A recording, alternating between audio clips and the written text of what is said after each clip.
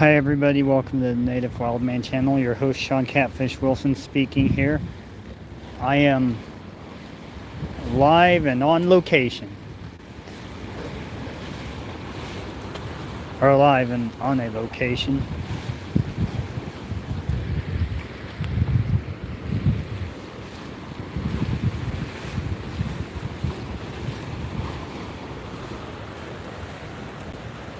Here recently I just made a video about a short catching a bait fish, a carp. I've got my Ugly Stick Tiger light jigging rod. It's by Shakespeare. This one was bought in the mid 2000s, 2007, I think. Between 2007 and 2010. Before they went to the ugly tough eyes. It still has the good Fuji eyes on it.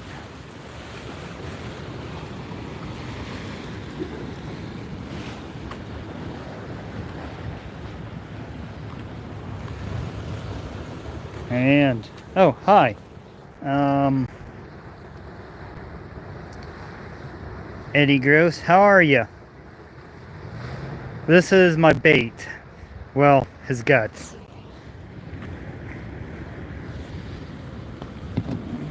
And this is the knife I use to gut the fish.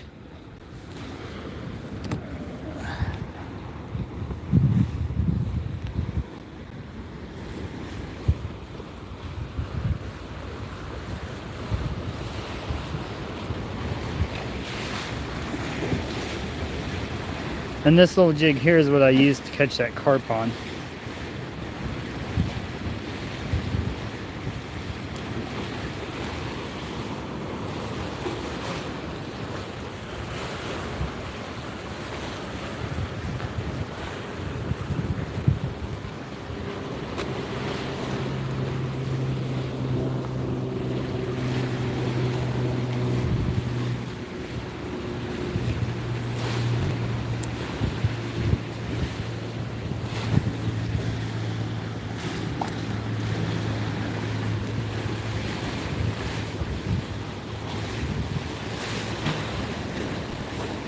And basically all I'm doing with the jigs is letting it drift in the water.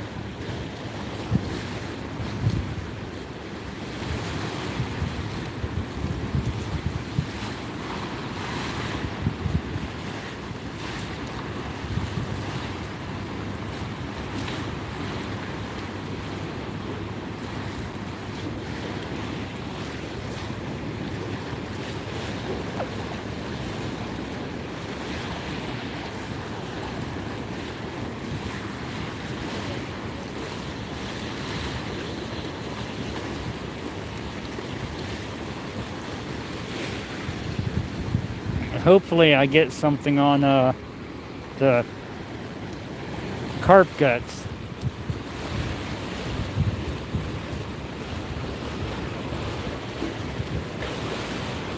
I mean, it was cool just to finally catch something this year, so I'm definitely happy about that.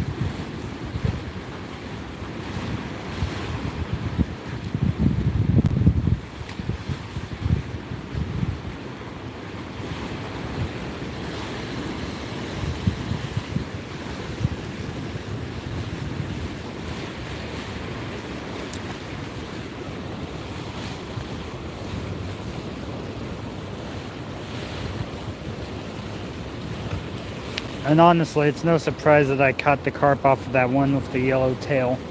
Carp's like corn, it's yellow and bright.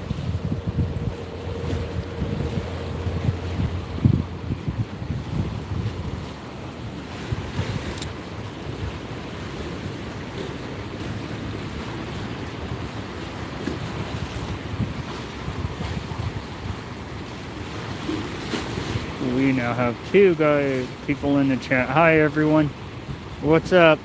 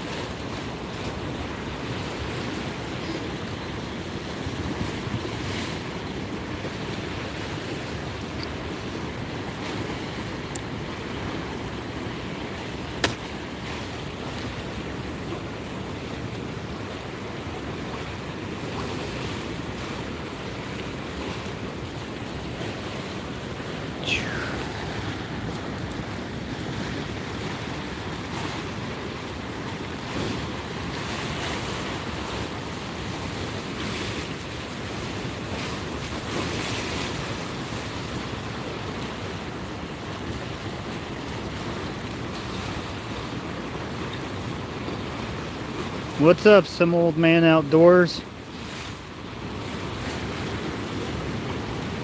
I'm fishing for whatever bites. I've got some carp guts out there because I caught a carp earlier off of yeah, grab it. This little jig I tied, this is a glow-in-the-dark head. I bought this at Derek's Bait and Tackle. They have a whole bunch of cool stuff. So if you're ever in the Manhattan, Kansas area and want to go fishing, check out Derek's Bait and Tackle. This is another hand-tied jig, and this is a worm head I poured myself.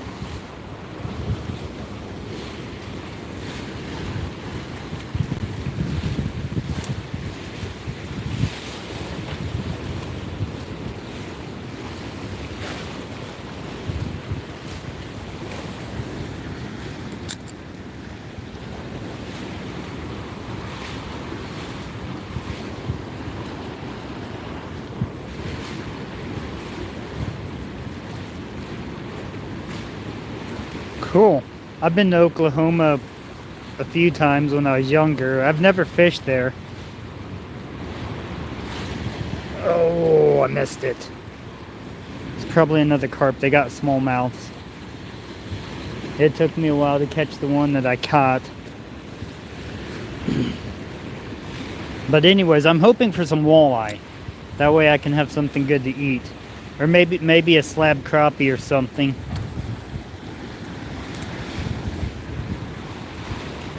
And what I have on here is a 20-pound fire line. This is a Fluger Supreme reel.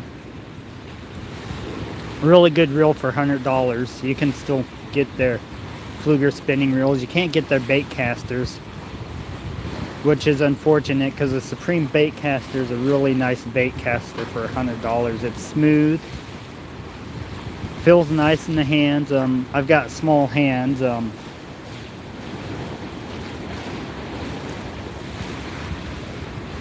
Like you see, this is a lighter, so compared to the rod handle, the rod handle knob.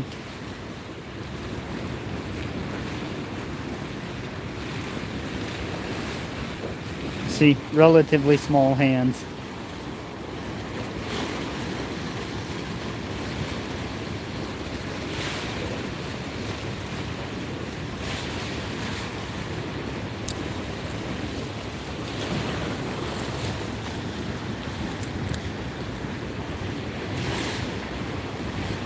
What's up, John Holiday?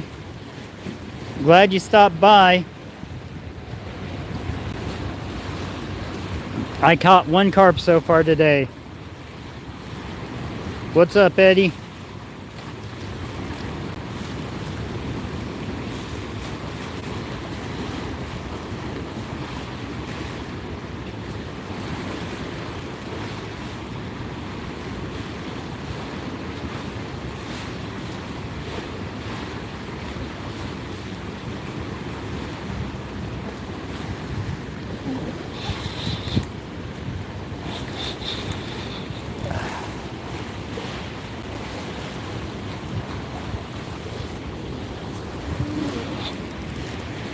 I got something on here.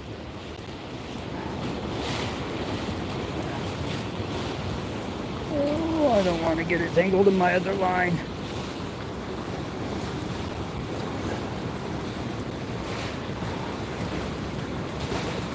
Bloody tomatoes.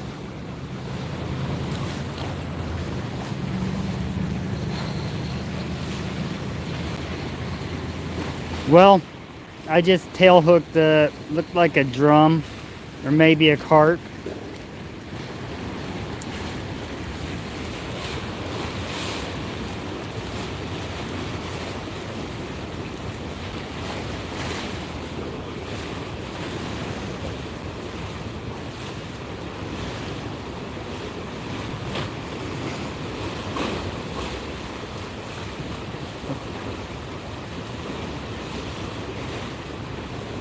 Oh, that's cool. Some old man outdoor. Saw guy's real good looking. And one that's a little over 10 pounds. That's a nice fish. Oh. Duh, Sean. Why did you flip the bail? You can't cast it if you flip the bail, you idiot.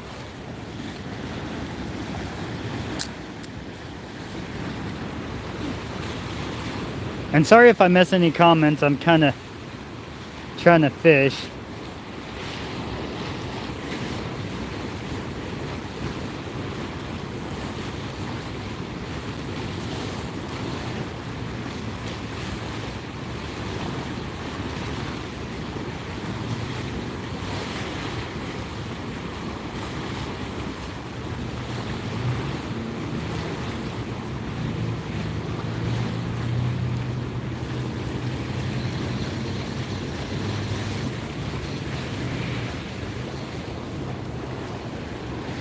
I don't know how well you guys are going to be able to see this, but I'll go do another technique at the end of the tube. What I'm going to do is I'm going to cast my line up underneath the tube there. Probably be better if I had a cameraman or something, but I'll give it a go with my chest mount.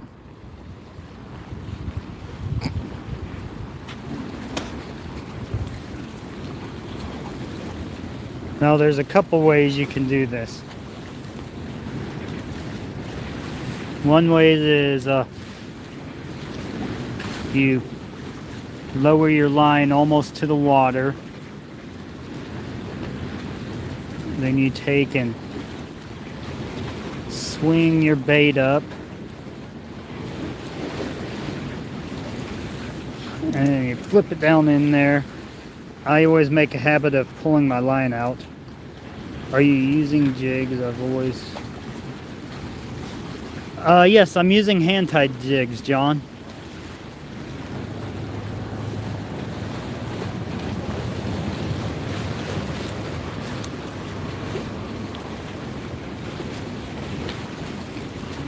But corn is definitely a good bait for carp.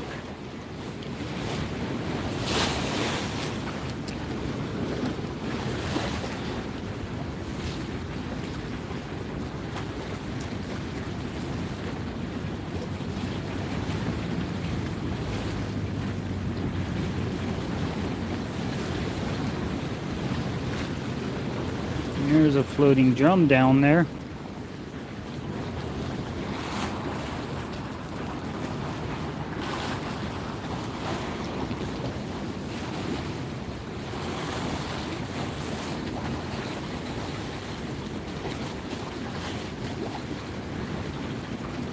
I bet carp definitely would be fun on a fly rod. I haven't really caught any too much on a fly rod except for one little, I think is a long-eared sunfish.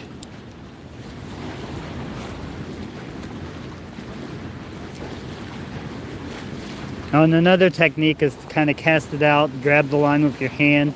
That way it forces it to come back in. Shoot it up underneath.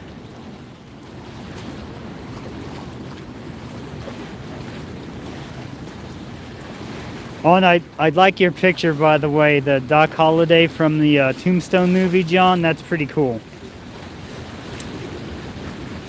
He is actually my favorite character in the Tombstone movie.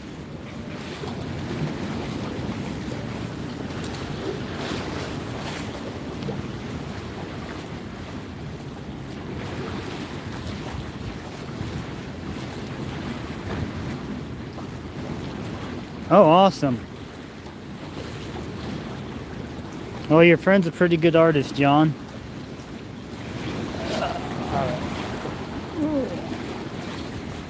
I'm gonna go back to my other spot, mainly so I can be closer to my rod and see it better, in case I get a bite or hear it go off.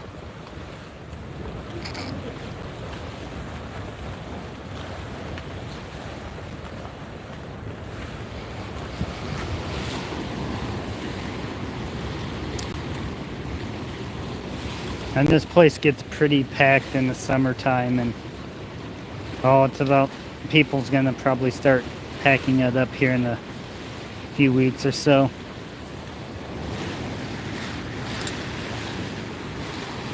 Mainly because you can just drive off, or drive up to it and back your vehicle up and park right next to the water, or right close to the water. Come on.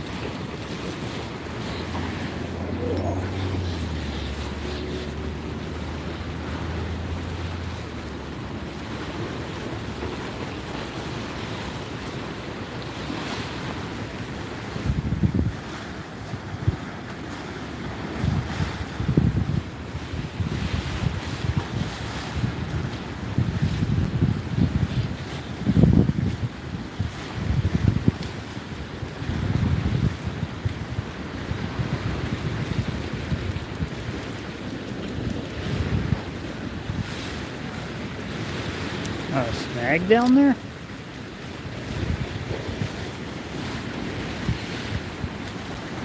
What's up, Gonzo's Reviews?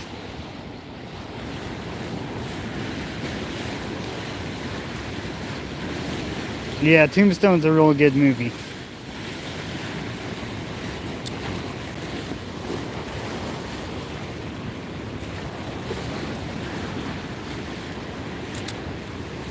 Alright.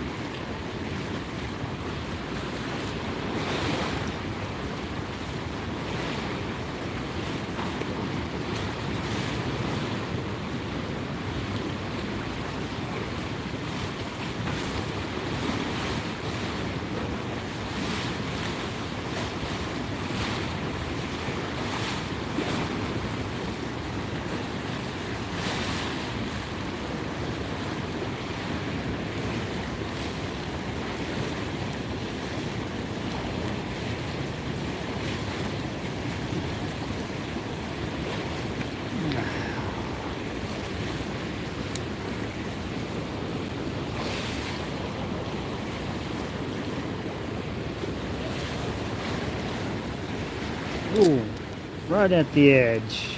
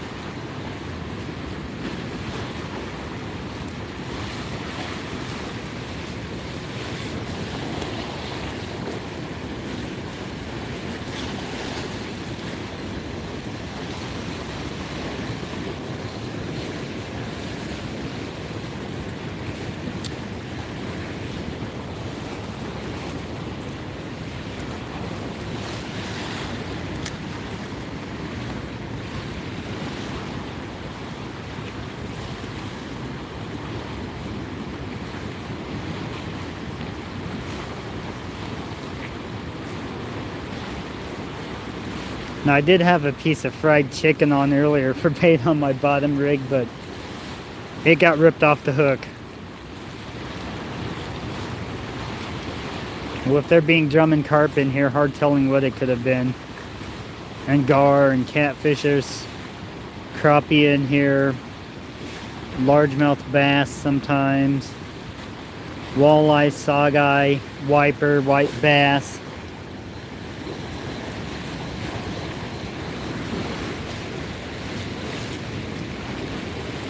various sunfish species, various minnow species.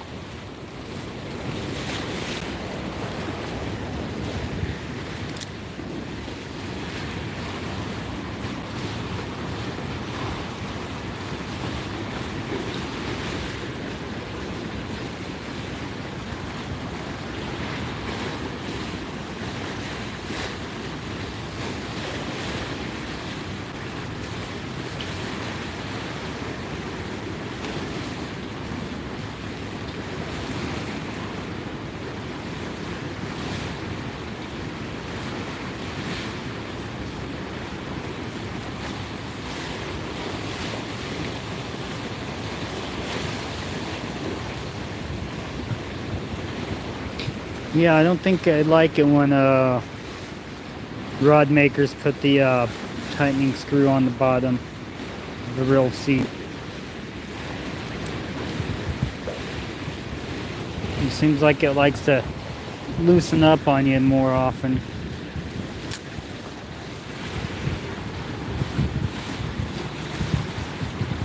So that's definitely a disadvantage about this rod.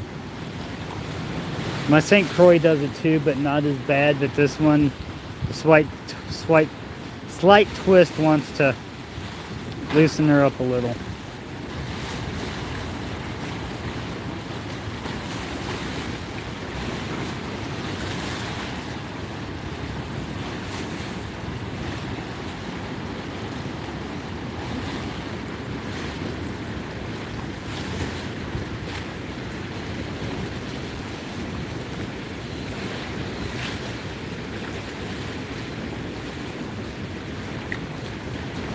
And this rod is an All-Star Classic, if I haven't said yet. Can't remember.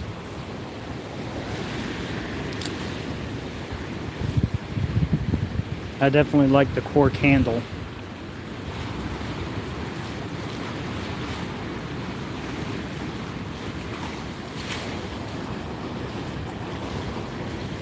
The newest St. Croix panfish split handle is really nice. I'm very happy with it. Is this the Spillway for a lake? Okay, John, yes, I do like St. Croix rods. I have a couple Bass Mojos and a Triumph. And some old man outdoor. Yes, this is a spillway to the Tuttle Creek Reservoir. It's a dual spillway. Or dual outlet, I think that's what they call them.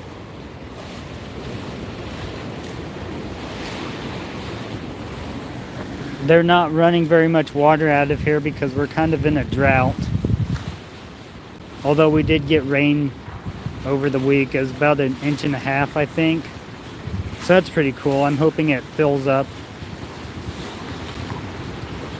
the reservoirs and the lakes around here.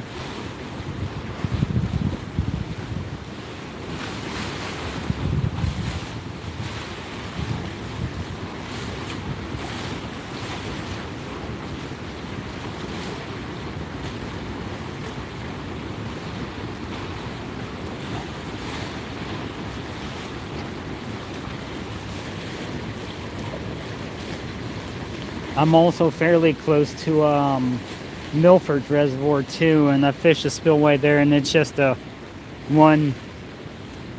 just has that one outlet, and it's really good for some big flathead if you go on the right time of the year. I haven't landed anything real big out there, but I've landed a few.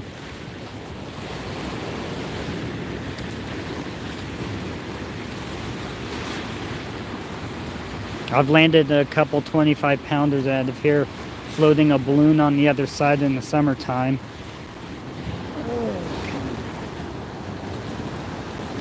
Some old man outdoors. I'm using some 25 and 30-year-old bass rods to try and get fish. All of them that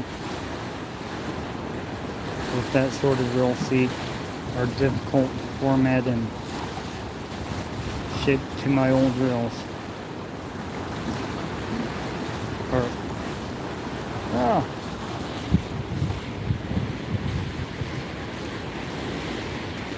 To make the temperatures feel very right.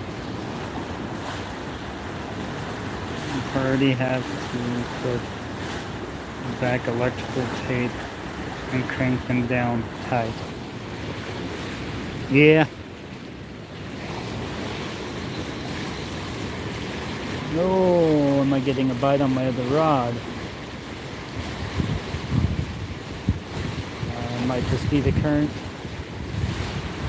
I have a clicker on it, so I should be able to tell if I'm getting a bite on my other rod, if I can speak it correctly.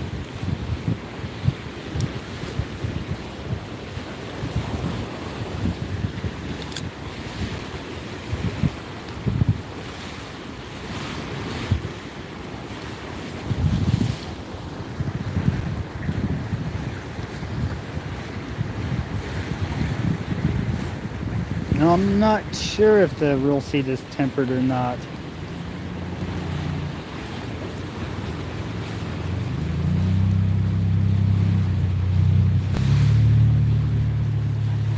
I'm assuming it's probably a Fuji reel seat, because the eyes on here are Fuji.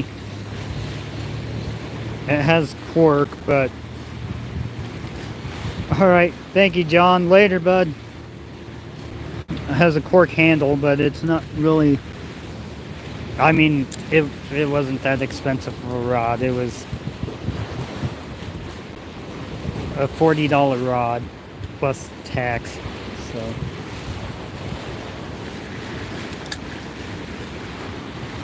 But it seems like a decent rod.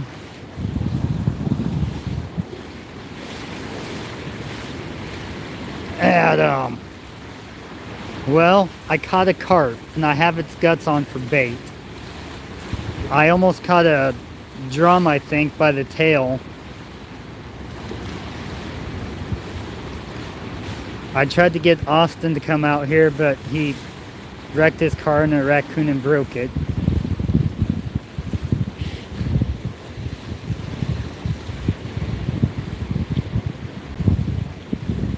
Yeah, he said if he had his car, he would be able to come.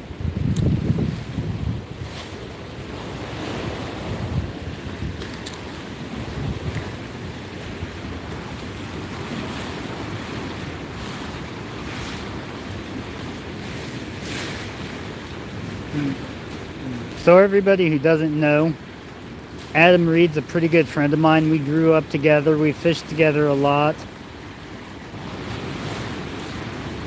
He's a really good guy.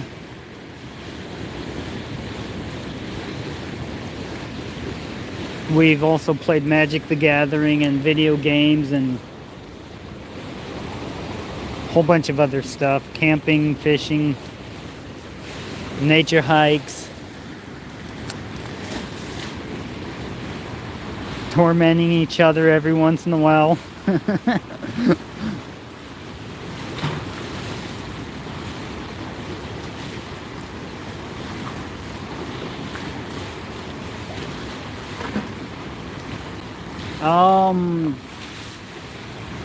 It's pretty calm.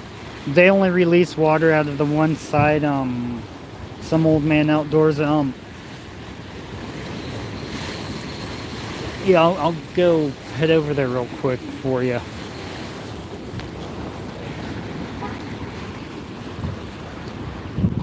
Don't want to be gone too long, but I do have a bait clicker on my reel, so.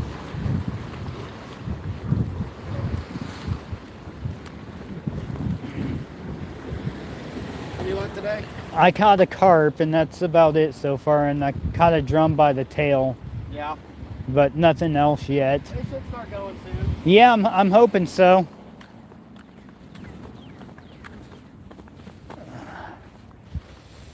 Okay, this is the other side. Some old man outdoors.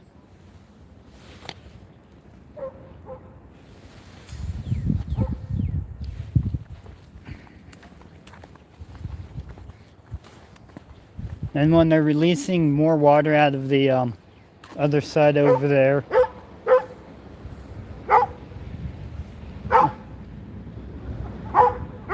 I see some little fish swimming towards the surface. But yeah, it's basically the same thing except for no running water.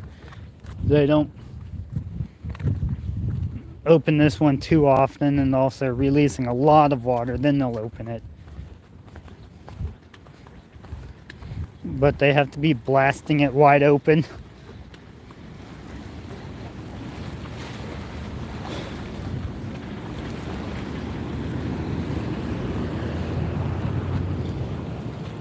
What's up, Sunfish King? I'm out fishing. I caught a little carp with this hand-tied jig of mine.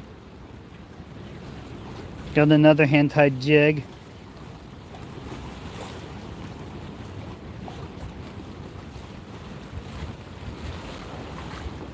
I messed a drum, I think is a drum.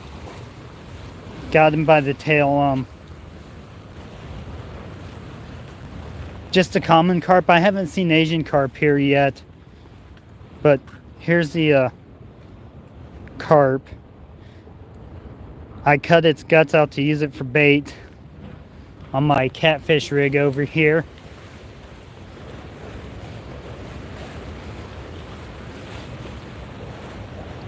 With my Abu Garcia Catfish Pro Ugly Stick Tiger Light. It's really good catfish setup. If you can find an older Ugly Stick, I would definitely recommend getting an Ugly Stick Tiger.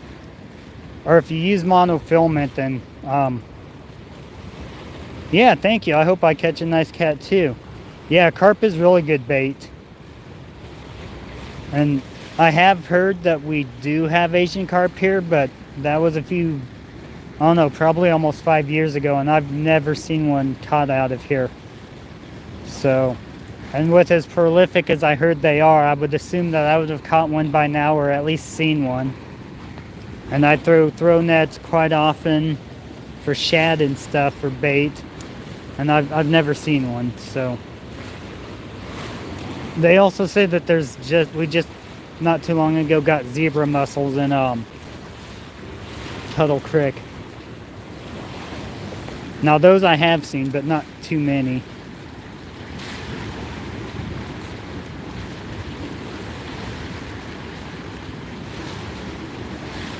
Yeah, I would like to catch an Asian carp. I heard they're fun to catch.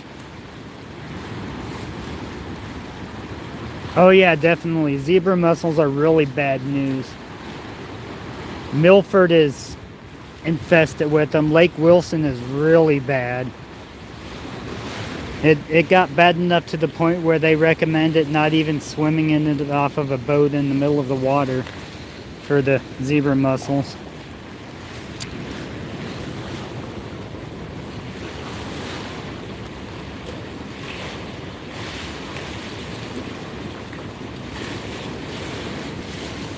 Yeah.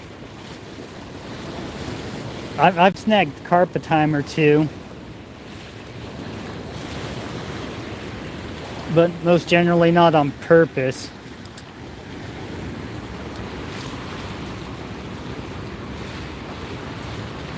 But I'd definitely be up for snagging some Asian carp someday.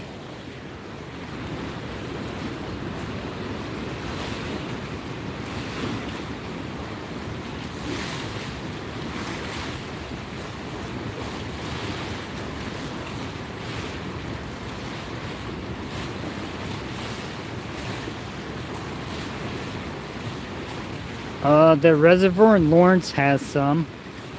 Lawrence, Kansas. From what I've been told.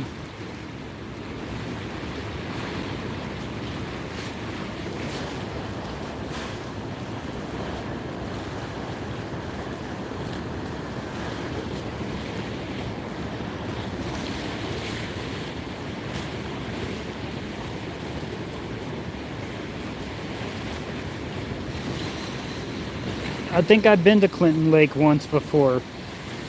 It's been a while. My dad took me to a whole bunch of places when I was younger, so I'm obviously not going to remember them all. I've also fished out of the lakes of the Ozarks before when I was younger. My grandpa took me down there. And then another time when, after I graduated, my grandpa had some customers down there that wanted satellite dishes, and they own their own place, so I went fishing. I am fishing Tuttle Creek. the tubes, or the outlets, or the spillways. Sunfish King.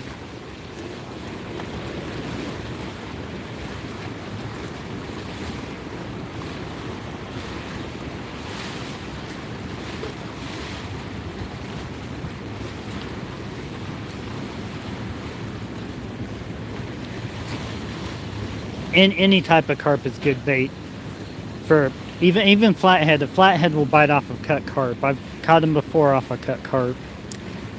They're a real oily fish, and some of the real oily fishes makes it real good for bait.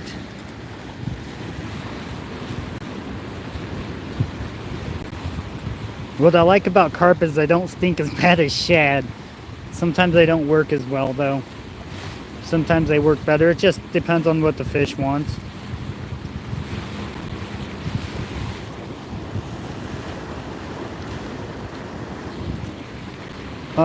Yes, Sunfish King. I have fished the Kansas River a time or two. I actually landed my PB flathead. It was at the tributary or mouth.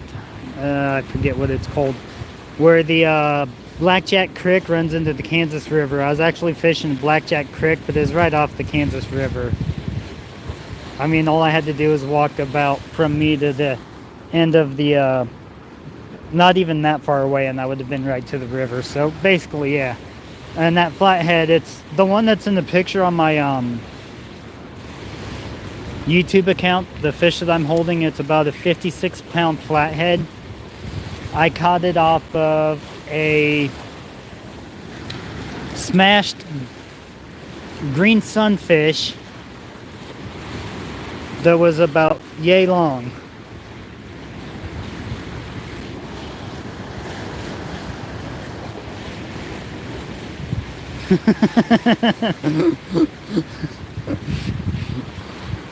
Yeah, I think that would be about smelly anywhere. Any kind of fish would smell if it got lost under the sea. Ugh. I had a friend forget some fish in, they were bait fish. They were like bluegill, green sunfish, pumpkin seeds, and fish like that in the trunk of his car. And he wrecked it. And by the time they opened it up, it's like all nasty smelling. Ugh. Oh, I bet it was horrible.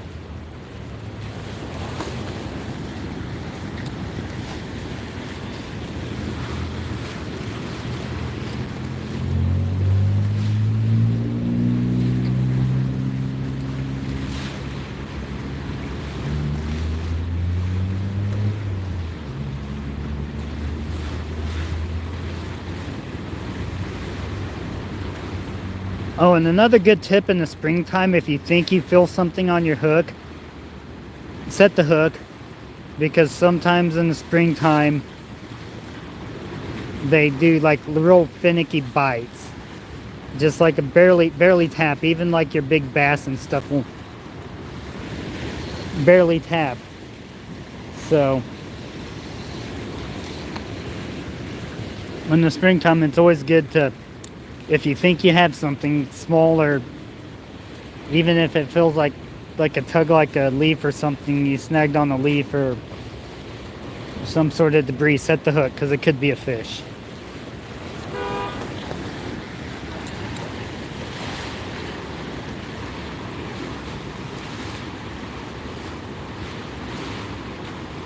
Awesome, thank you, Sunfish King.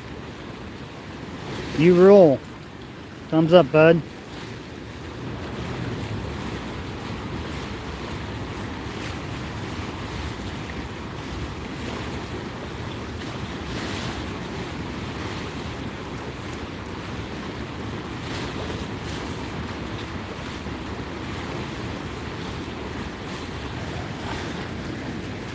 You know what I just realized? I left all my other hand-tied jigs at home.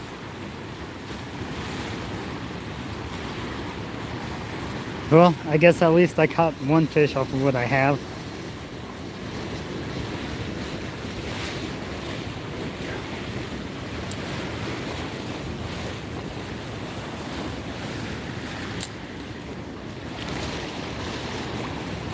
Alright.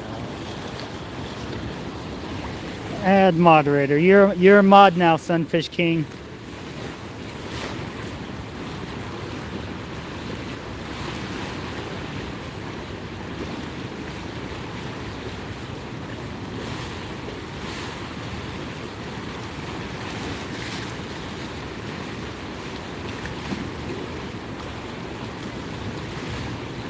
Yeah, you're welcome. Yeah, and anybody on here, if somebody asks a question about fishing and you have an answer, feel free to answer. And mods, feel free to share links. That's always cool. Help smaller channels build and get bigger.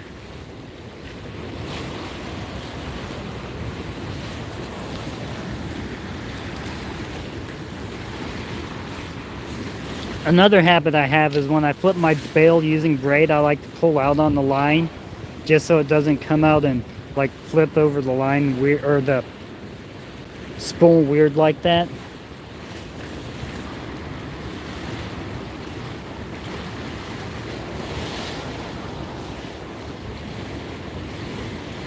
Yeah, everybody, definitely check out Some Old Man's Outdoors channel. He's got some cool stuff.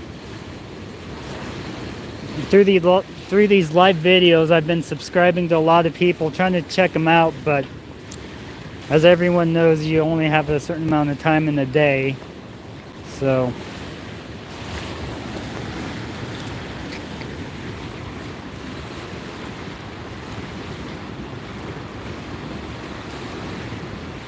I do kind of like this All-Star Classic rod, though. It seems like it's a decent fishing rod. And carp is the first fish I caught off of it. It's 6 foot, which is cool because I like 6 foot rods. 6 foot, 7 foot rods.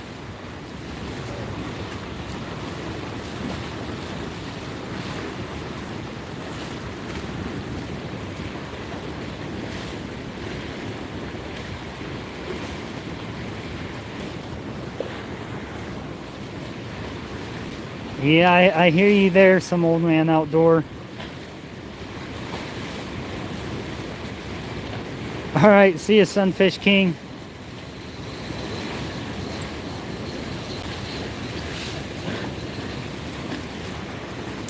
Here, Marble Eye, Marble Eye, Marble Eye. Oh, I'm hungry and I want a walleye.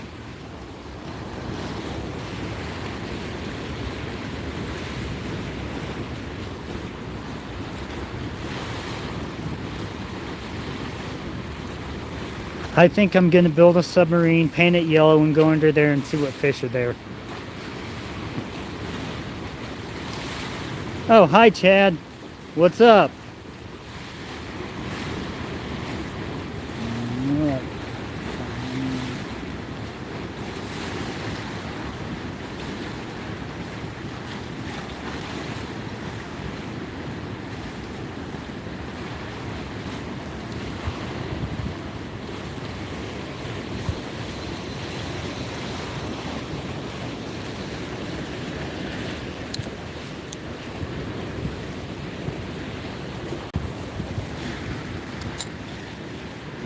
Hey, I might get lucky and catch a flathead.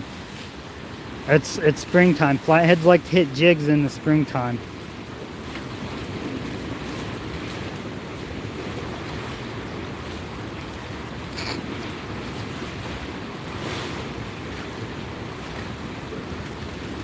The rod that I had before this was an Ugly Stick Elite. Alright, later. Thank you, Some Old Man Outdoors. Hope you find something good to eat. Oh, cool. That's awesome that you're stopping in to see something new, polar bear. Whoa.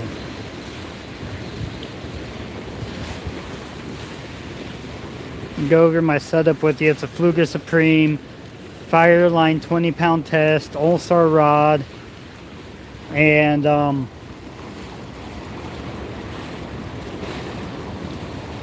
couple hand-tied spinner baits, or Jigs, not spinner baits. I do have hand-tied spinner baits, so I do the same way. Well, yeah, similar.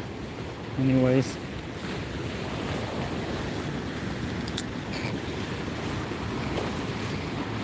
What's up, Aiden?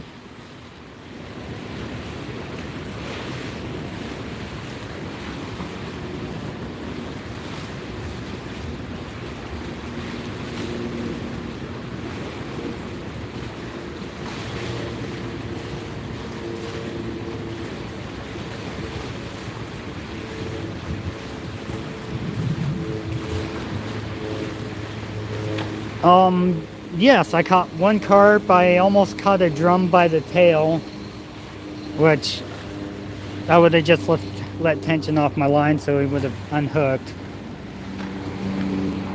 Caught the carp off of this. This is what I snagged the drum with.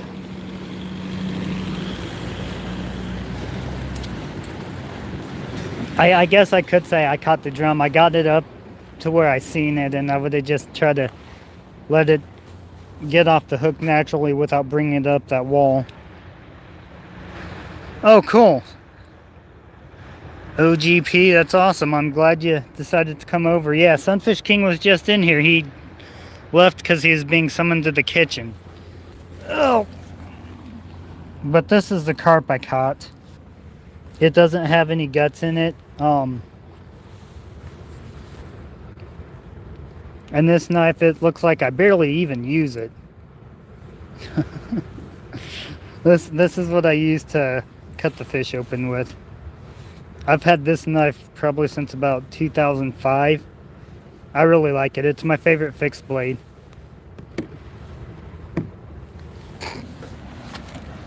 But I don't carry it on me too much. Cold Steel Leatherneck SF.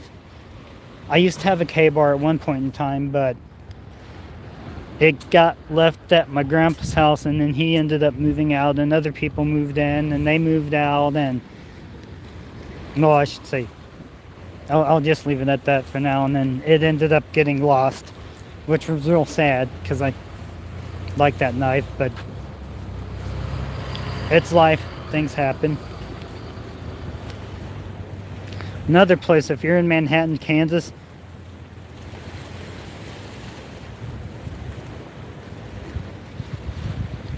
yeah, I do plan to get a K-bar eventually, just like the Cold Steel, just because I like them. I have a K-bar hunting knife, but anyway, if you're ever in Manhattan, Kansas, Redina's Bakehouse, they have excellent bread, and right in here, I've got Earl Grey Supreme Tea in here. Because, you know, Captain Jean-Luc Picard is cool, but I like Kirk better. But, and there, I bought a tin of Earl Grey Supreme from Redina's. It's Harney's and Son, and you can buy it online. It's really good tea.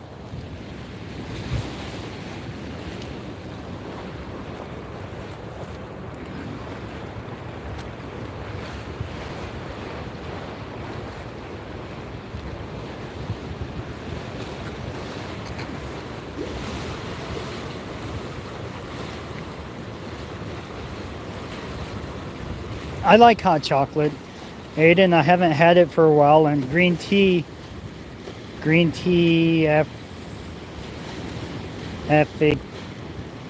I can't really pronounce that word at the end, but yeah, I have jasmine green tea at my house. I have this stuff from an artisan tea place, Ellen's Potted Teas, I think, and it's a lemon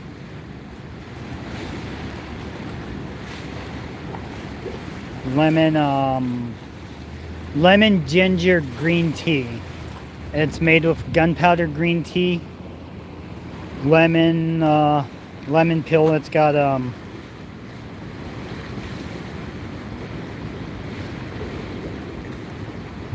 fish and duo.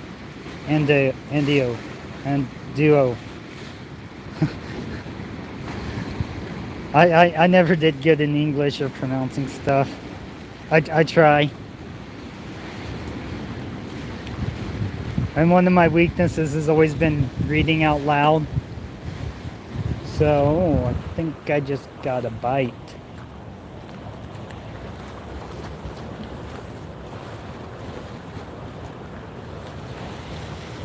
A nado? A aficionado?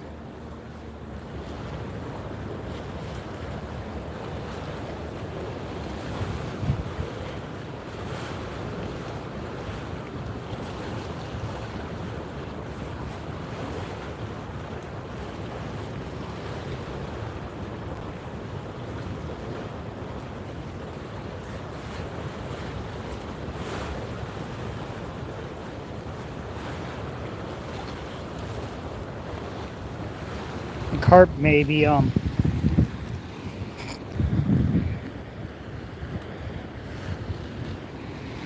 yeah, I've carp guts on for bait.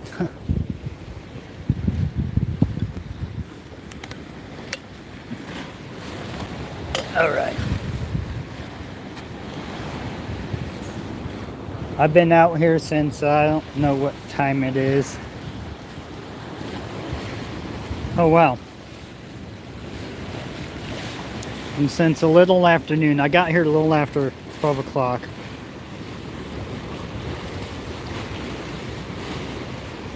Yeah, it is real slow, Adam.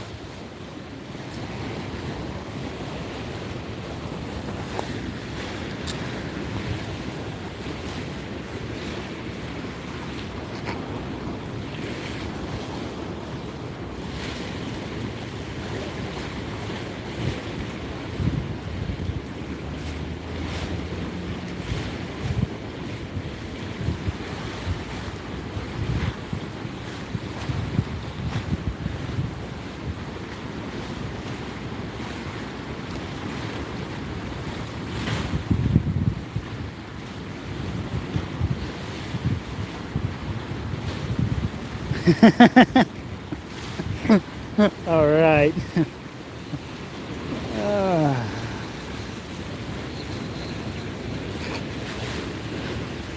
And actually, my friend Adam, he's on here now.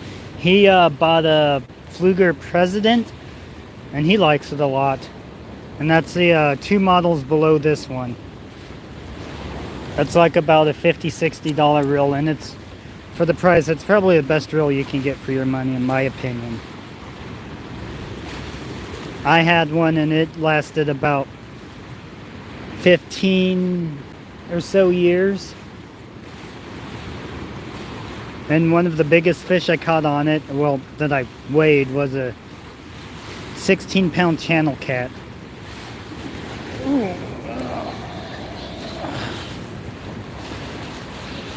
Ooh, yeah, buddy.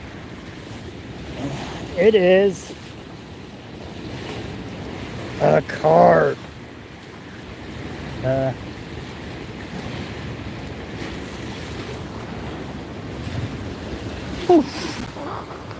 That was a huge carp. All right. Well, I surfaced him.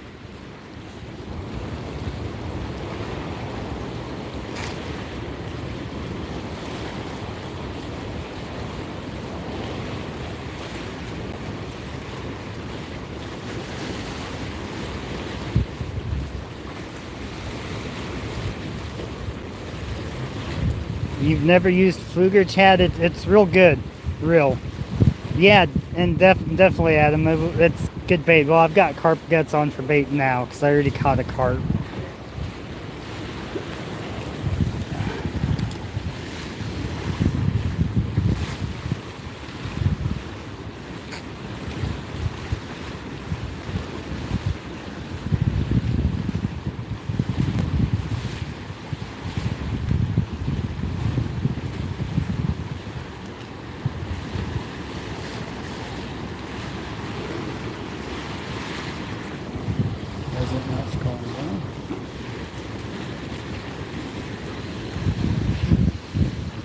I guess apparently the only thing I can catch today is bait and not a real fish.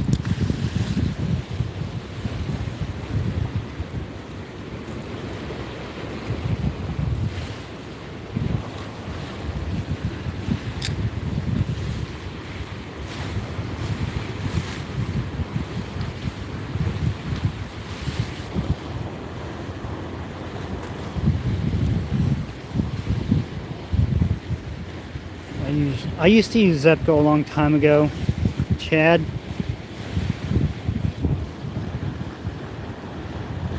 The last two reels are Peace I Fun. Oh, excuse me. Yeah, what got me away from Zepco is one of the last Zepcos I had. It was a Zepco Rhino and had this little plastic part that was holding, keeping the gear spaced right, and it kept falling out, and I had to keep taking it apart and pushing it back in.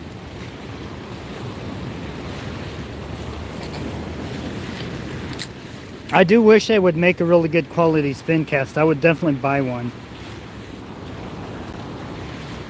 Cool. Yeah, carp are fun to catch, even though they're normally considered bait fish. They're still fun to catch.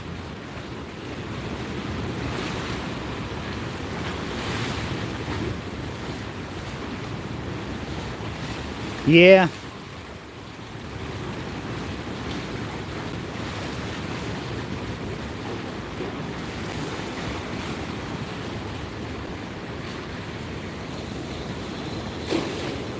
Nah, if you want to go Zepco, try and find one of the old 202s or 808s that has the metal foot, this part.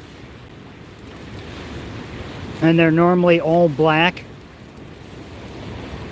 They're ugly reels, but they're really good reels. But I don't know how easy it would be to find an old Zepco. And if you put good lubrication on them, they are pretty good.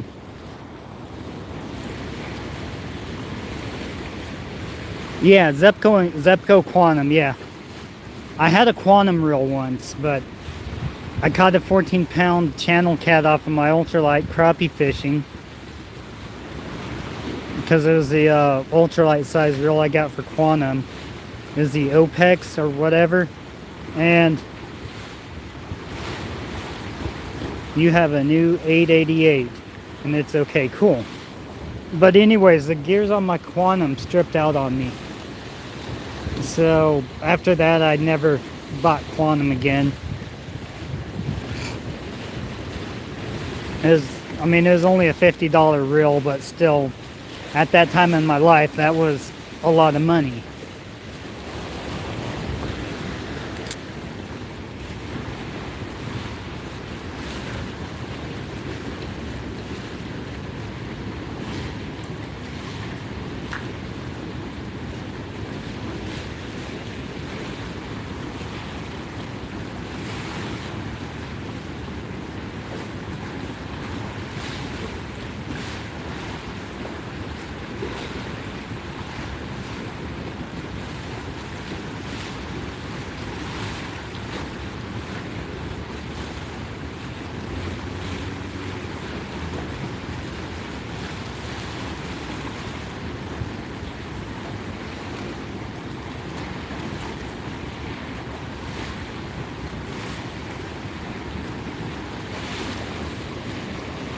The 33 Classic, Chad.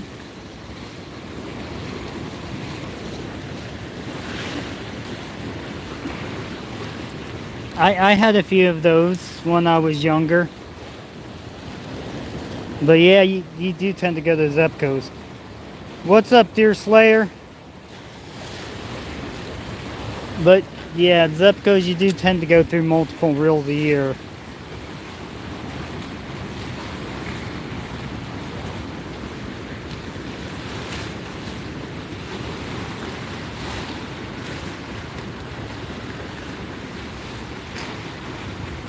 But every once in a while you do get a good Zepco that will last. My main problem that I've had with the Zepcos is that your drags give out.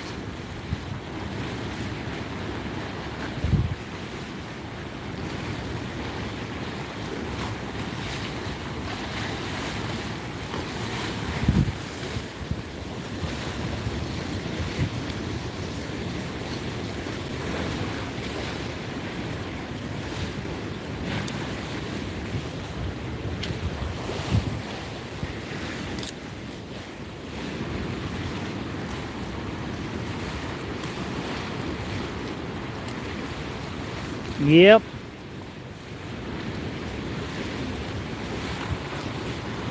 Adam, there was a time when you put a fishing pole in your hand and you didn't care what it was.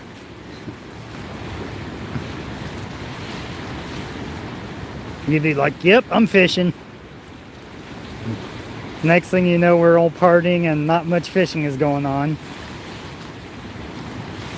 Oh, and it was a purple Zebco from Walmart special. Lasted 2 years. It unfortunately ended up at the bottom of the lake. Oh man, well, yeah, at least it wasn't an expensive reel that ended up on the bottom of the lake, Aiden. My smallest channel cat.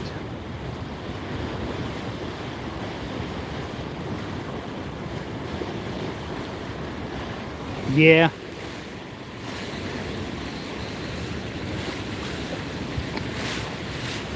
I used to fish an old farm pond out on Rockingham Road. Somebody bought the land and I haven't fished there since. I should go up to the house and ask them if they'll let me fish there. I had some really nice bass and catfish in it.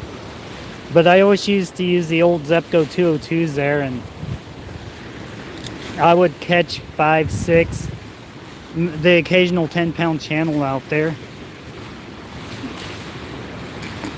using the Zebcos.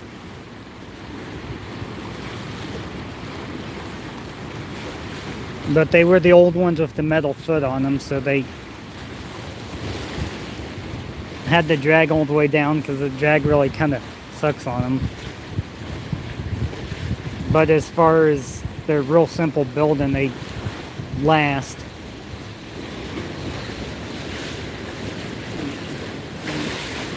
But I think that's like pre-70s models. All those ended up disappearing too, unfortunately.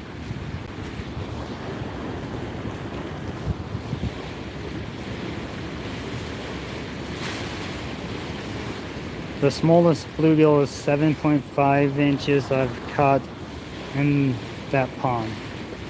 Cool.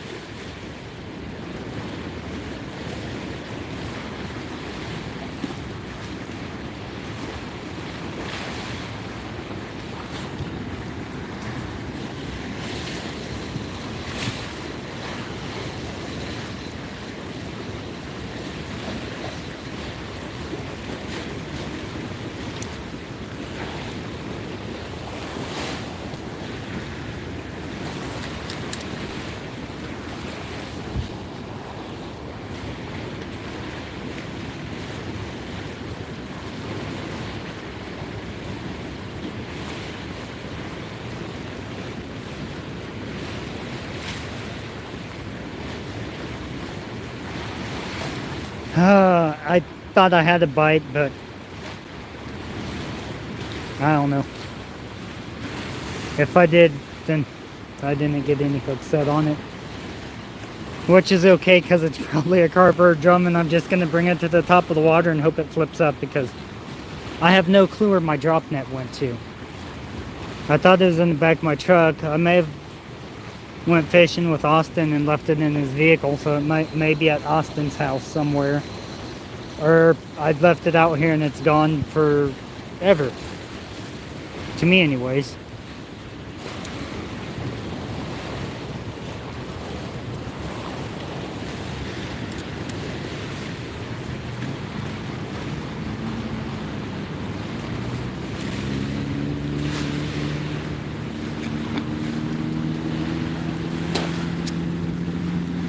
But I am hoping for walleye. If I get some old marble eye, it's going in the krill basket to go on my frying pan. Or even a nice sized crappie, it's going in the krill basket to go in my frying pan.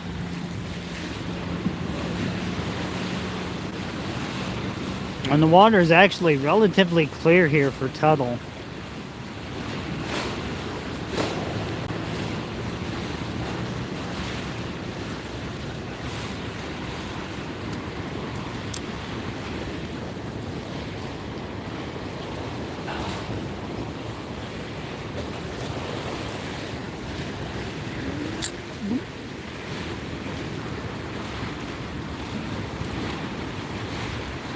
Adam, you should text Austin and tell him to join the live.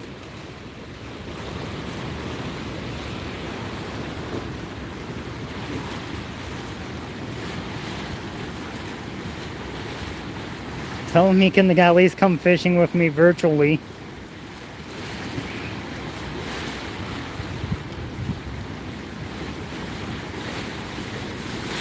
It's a little breezy. I've got a jacket on, but it's probably in the 50s here, so it's pretty nice weather.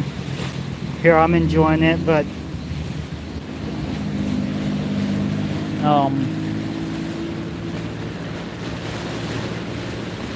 next week it's supposed to be a roller coaster ride again. I mean, in Kansas you can have 20 degrees in the morning and 80 degrees in the afternoon. It's real annoying.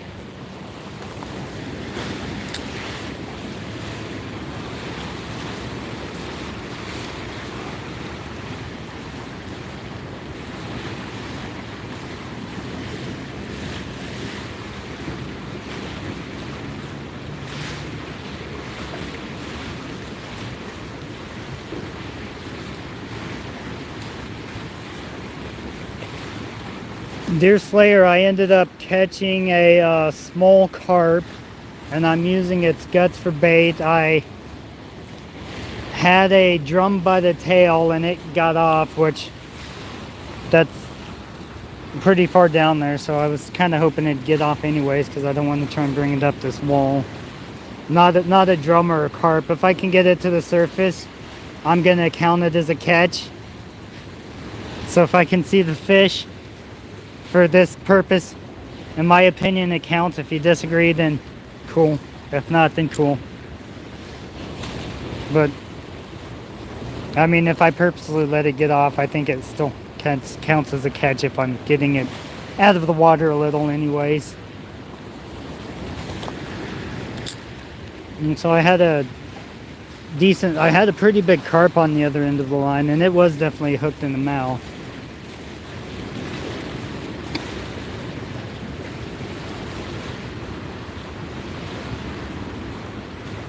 And if it's... Ooh.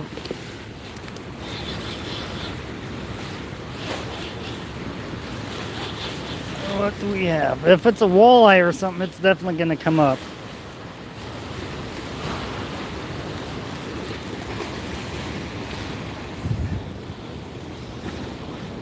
You see my fishy? Alright, let's see. Alright, come on. Ah, son of a... Uh-oh.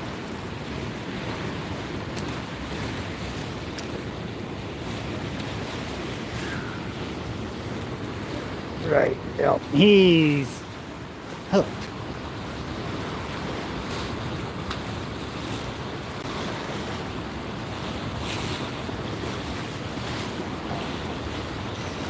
Okay.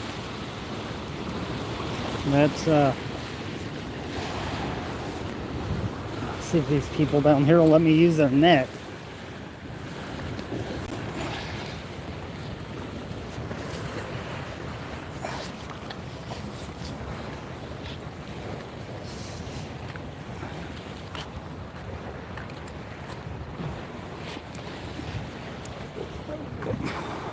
If I can drag him down here. I was hoping he would have came off the hook. Alright. I guess you guys are going to see this carp up on land maybe.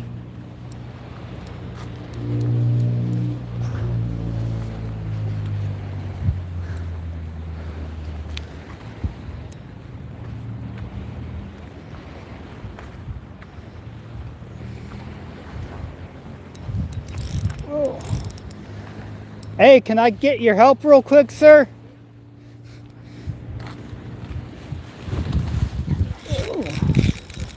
Oh, now he's zipping some drag out, everybody. Did I get any... Oh, what's up, Austin? Thanks. Ryan, what's up? Big old buffalo. Yeah.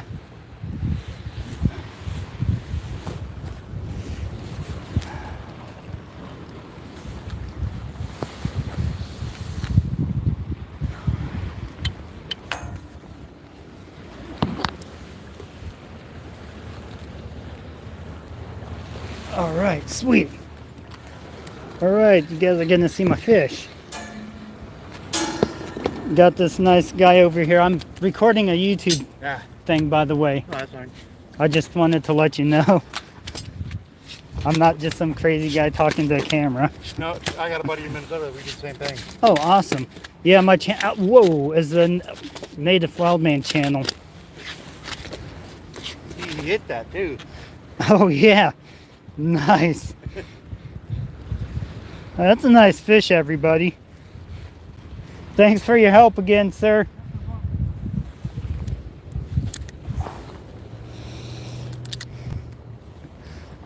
Shh, I really am weird, though. Ooh.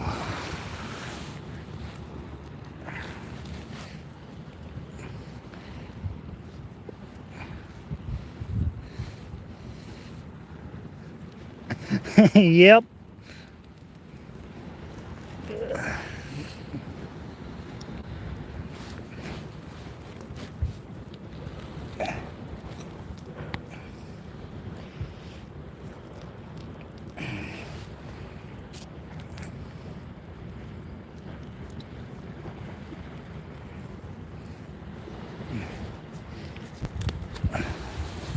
There we go. That hook was in him good. Well. All right. Get this bad boy back in the water. Yeah, it's a pretty big one.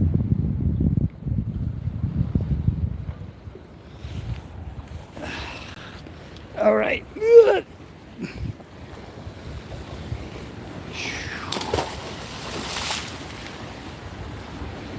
Nice. I like the slime on the trash can. Yeah. All right. Oh, yeah. I put it up. Okay.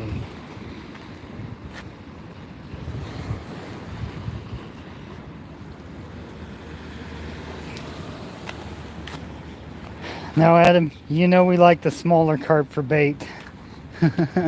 But yep, more bait.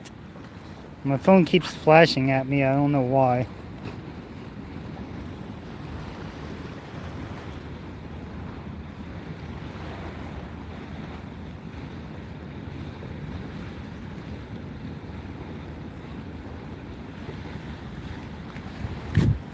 Huh.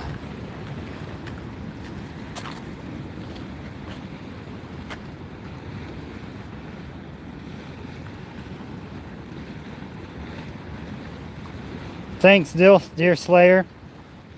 Definitely, it's a nice fish. Oh, it looks like we lost everybody, or my thing's being dumb and telling me the incorrect number. It's done that a few times.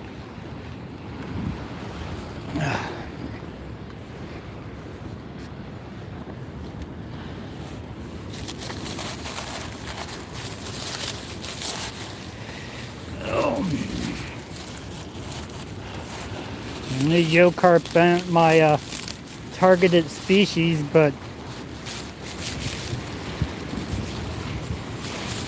I will definitely take them.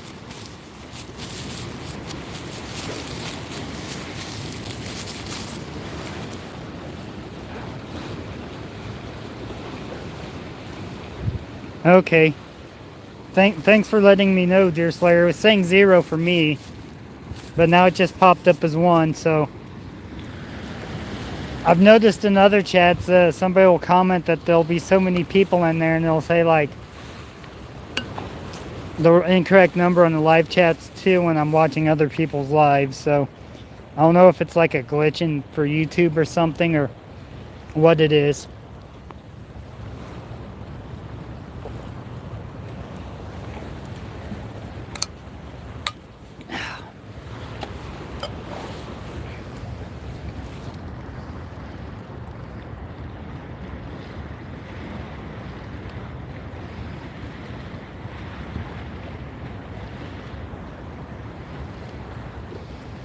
I haven't been getting any hits underneath the tube, Austin. I was started flipping there. I don't have a bait on the other side of the tube either, like I did that big bass I caught when they first opened up the tubes. That's pretty cool. I had a well, Austin knows this. Austin was here. I had a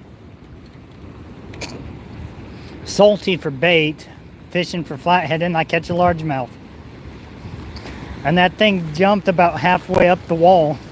It's pretty cool, actually.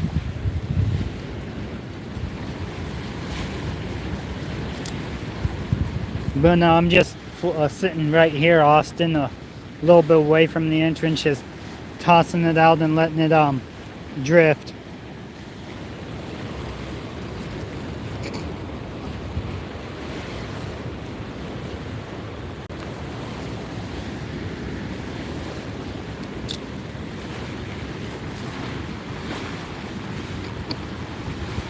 Hey Austin, what do you think about doing a live feed out of the Rocky Ford at our fishing spot there?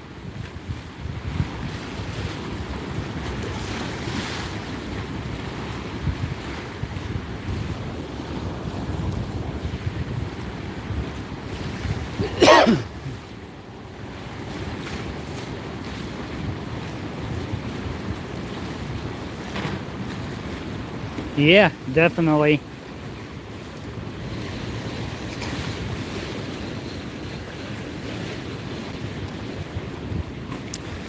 Austin, is my drop net at your house or in one of your vehicles? I know my throw net is, but I can't find my drop net.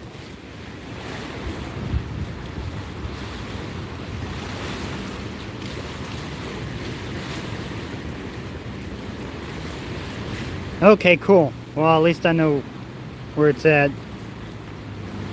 Kayak Jeffries. Well, hopefully we can find a non-windy day to kayak out there so we can actually fish and not just try to paddle to a fishing spot, then stop paddling and have to re-paddle back out there.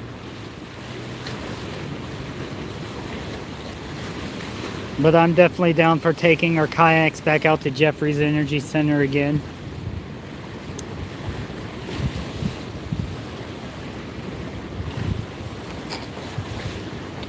Or Austin's boat.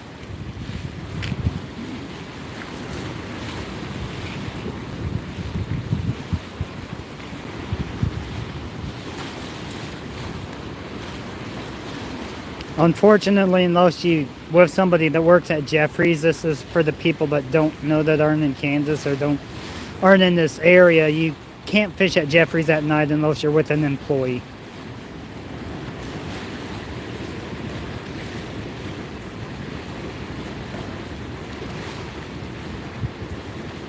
Yep, definitely, Adam. Catch some nice stripers. I bet some of my jigs will work good for stripers.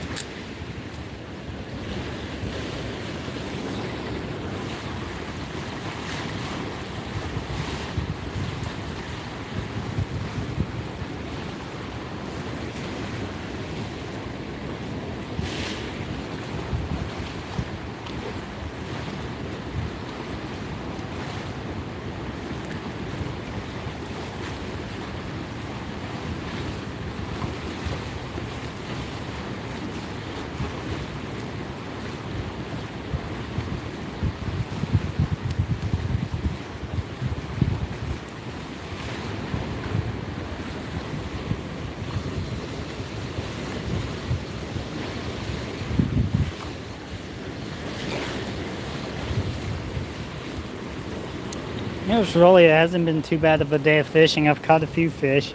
Not what I'm targeting or hoping to catch, but I say a fish is a fish. What's up, Firebird?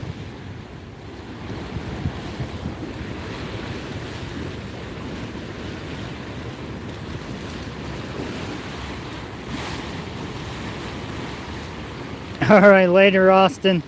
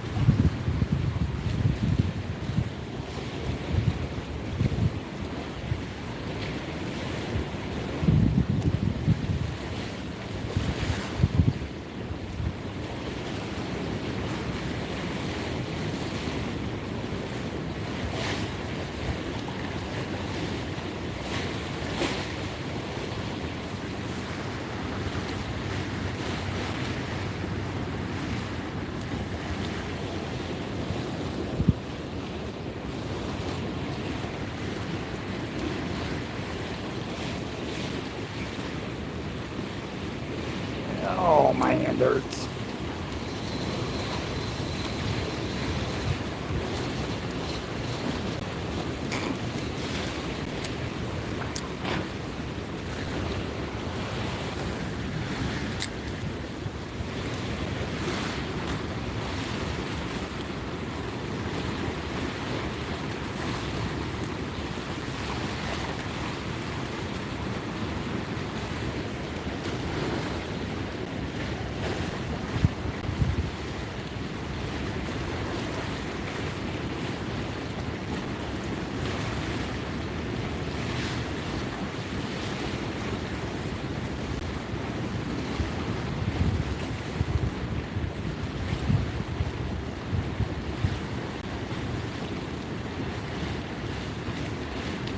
I'm kind of surprised nothing's taken off of my carp guts yet. Normally the guts is a pretty good part of the fish to use. Walleye guts work really good for those of you who catch walleye and also like to go catfishing. Save their guts for bait. Pretty much any fish gut. Maybe bacon. Maybe I could have caught something off of bacon today. I thought about going and buying a pack.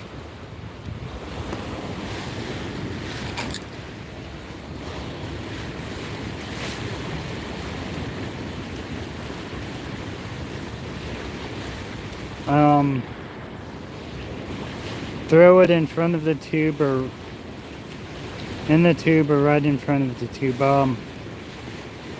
The carp guts or the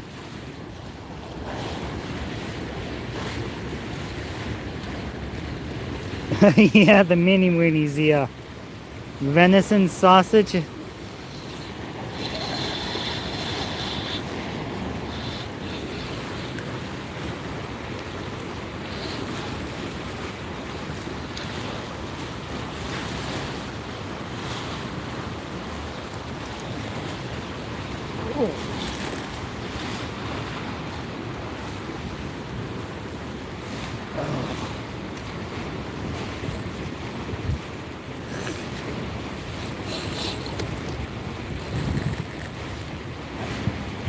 Another one.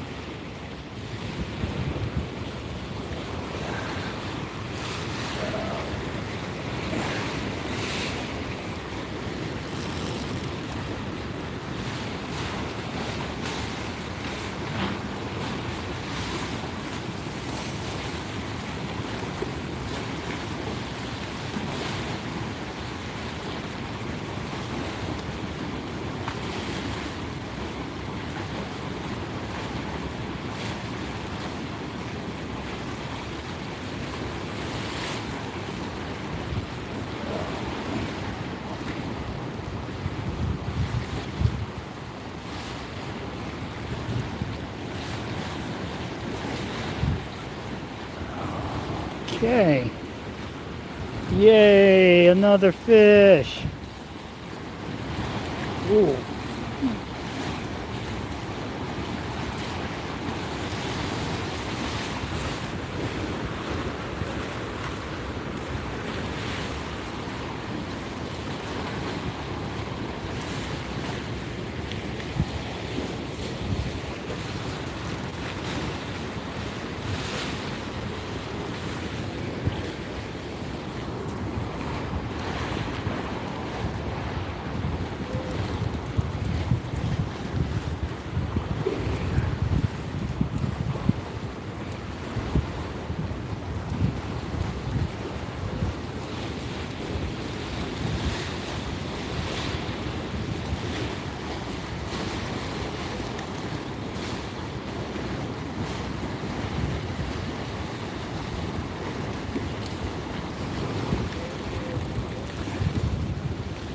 Oh, he's pulling out a little bit of drag.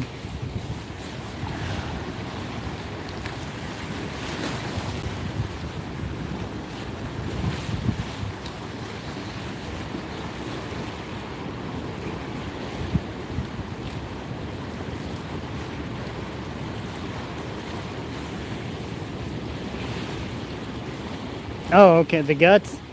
Well, I don't think I'm going to be moving anything for a while, Adam. And I look like oysters. Oh, do I like oysters? Not mountain oysters, I don't. I've only had smoked oysters once and they tasted good, but I didn't really like the texture of them.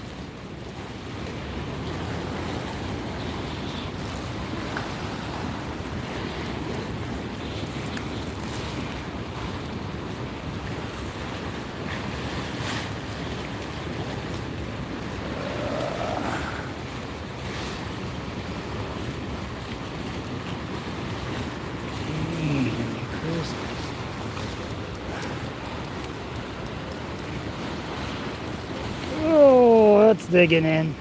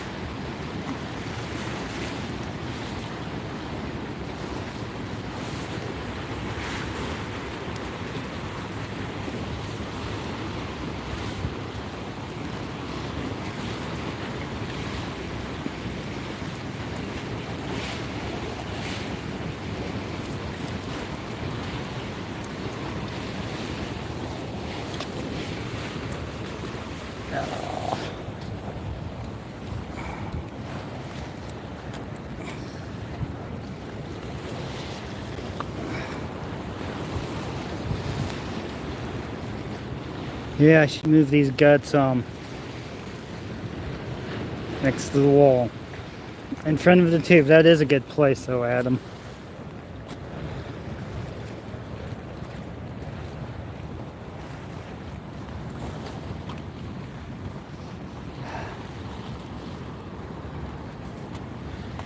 I guess I'm gonna get my exercise today.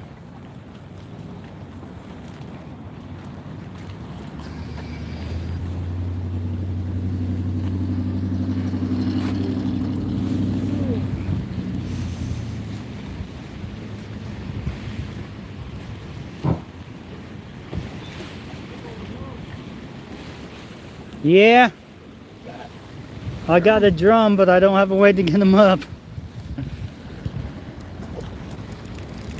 Carp. Oh yeah, carp. I got a net. You get him over here. Oh, cool, awesome. Oh, cool. Somebody else has joined, awesome.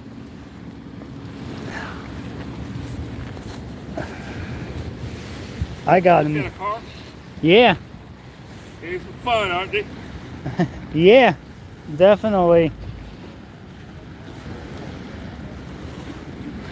Yeah, they used to be, man. You could catch quite a few of them in here and wrestle with them, but then they cleaned the place out.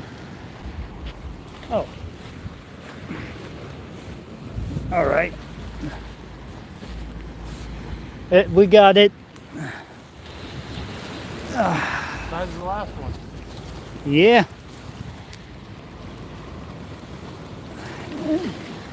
All right. Woo. Am I done carp fishing? Oh, obviously not. All right.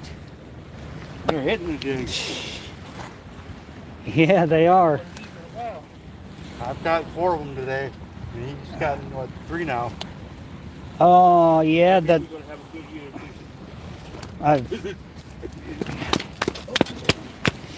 Well, you know, since they redid all that in there, I just have not been. all right.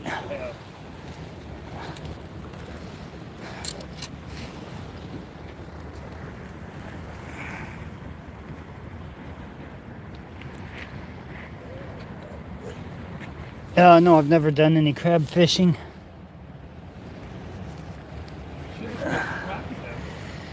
Yeah, I've been hoping to get a crappie or a walleye out of here, but I haven't.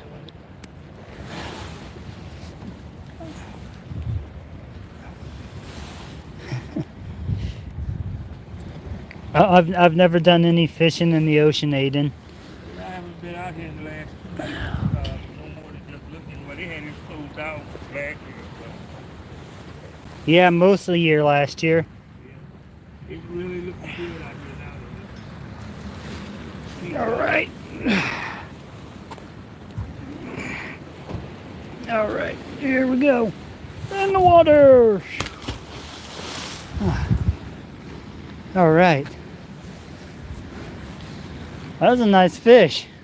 Yep.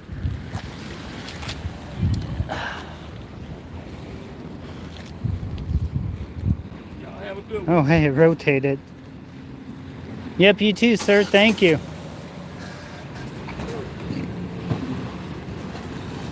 Oh yeah, that's probably an easily a 10-pound fish. Probably more. It felt pretty heavy. All right.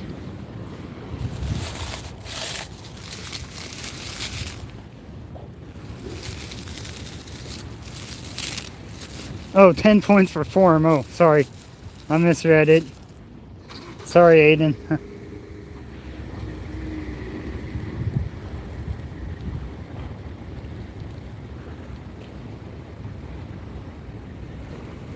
I had some that came in hush puppy form. Done crab fishing, no. Yeeg. 10-point form, yeah. Definitely 10 point. Yeah, that fish was probably more than 10 pounds though. Also.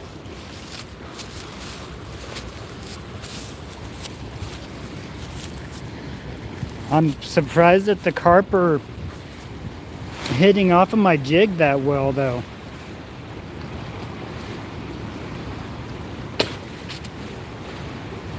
Whew.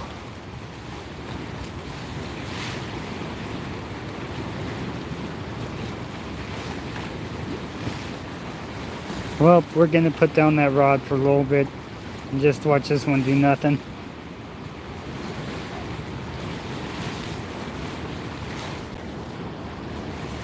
Oh, I definitely hope I catch a monster catfish. That'd be cool. What size do you consider a monster catfish though?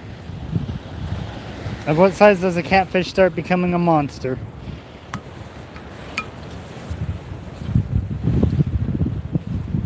I guess that also depends on the species. About 4 foot. Okay. So I guess I would probably count my 56-pound flathead.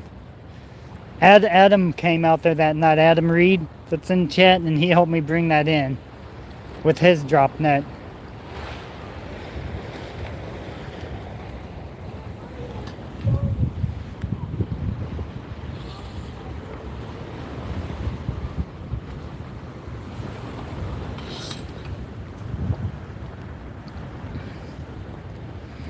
And well, it's from about my chest to my feet. I'm 5'6.5". I gotta count the extra half inch, you know, because I'm short.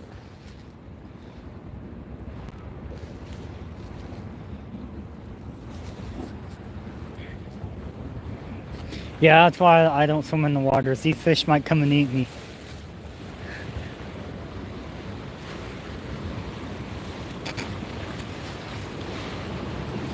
That and it might hurt if I jumped from this height of the water, and there's pylons underneath the water somewhere to slow it down a little.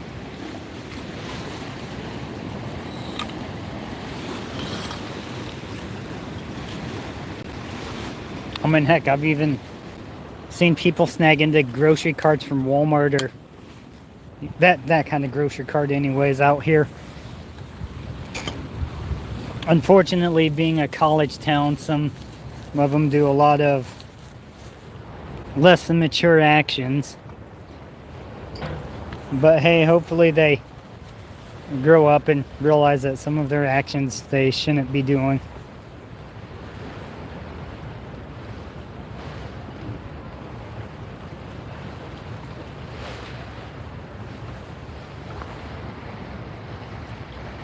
Do I ever watch that show with monster catfish the size of small boats? River monsters? I've seen river monsters a few times. If that's what you're talking about. And I've seen some YouTube videos where some people were catching these catfish over in Europe. The Wales catfish, those get real big. We don't have those here. Obviously, this is America. We don't have Wales catfish here, but we got flathead catfish and blue catfish. The world record flathead is 121 pounds. Oh, yeah. Yeah, I've watched River Monsters a few times. It's pretty cool. I like Jeremy Wade.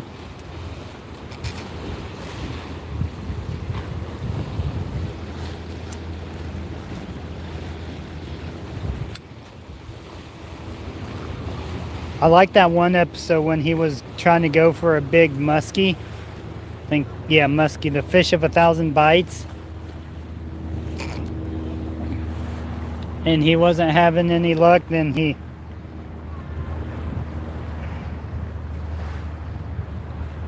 Oh yeah, I bet. Some of those big fish can feed a lot of people, but... Remember, he wasn't having any luck on the... catching the muskie, so he went to try and catch a small fish and ended up catching a big muskie off of crappie tackle.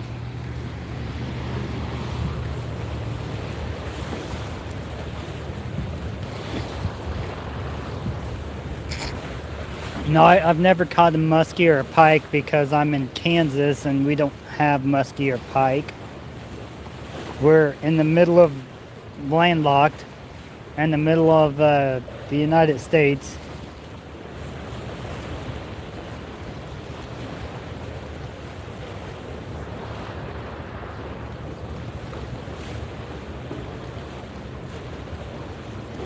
They have a favorite food. Yeah.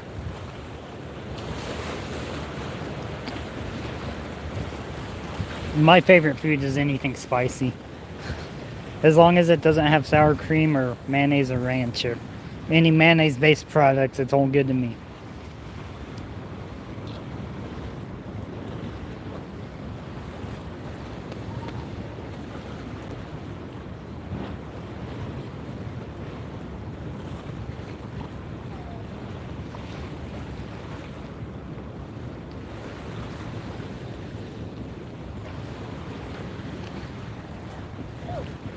Let's see if I still have bait on here.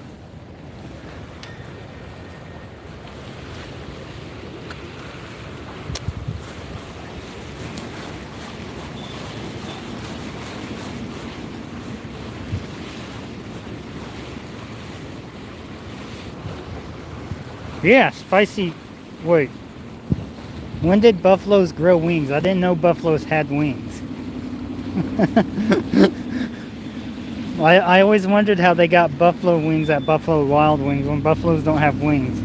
Do they have like some secret clone or like some secret science project buffalo that they make their spicy buffalo wings with? No, Sean, it's really just chicken.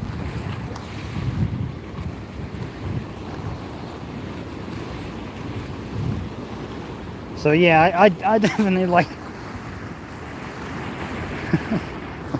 when you kill a Red Bull. I don't drink Red Bull, but that's a good one. I don't drink any soda anymore or I drink tea and water. And whiskey.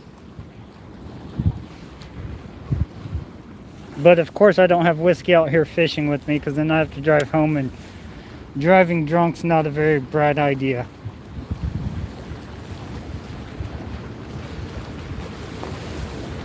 Okay, I'm gonna try and drop it right next to this wall.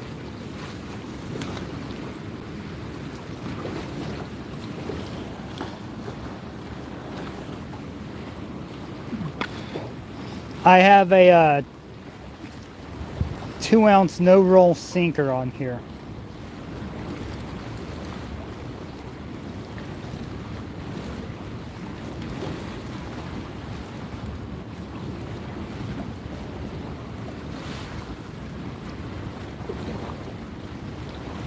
I'm not even sure if that's on the bottom still.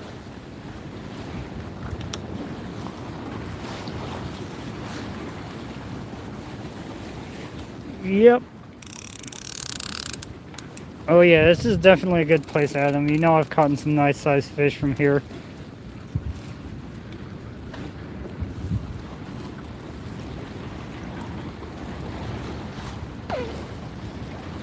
You guys want to know something else that's really good for catfish bait for flathead? Liches. Those little blood-sucking slug thingies. Liches work really good for catfish bait.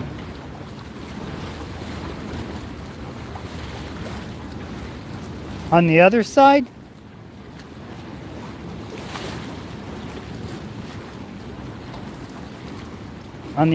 Adam, where the water's not coming out, I haven't tried over there.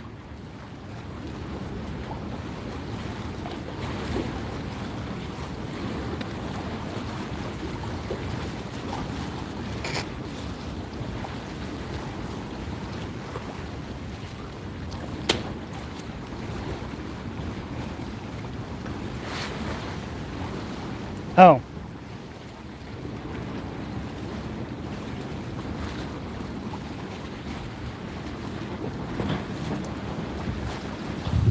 Alright, well. I'm over here. It's along this wall somewhere on the bottom, I think. Maybe.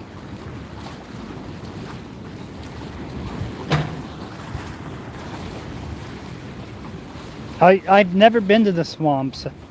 We have marshlands in Kansas, but I don't think we have any swamps, and I haven't really been to the marsh or wetlands here. But I could definitely imagine swamps being a leech pool.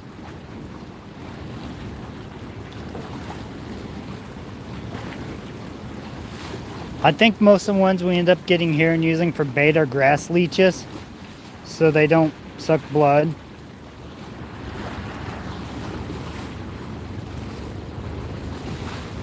Oh, yeah.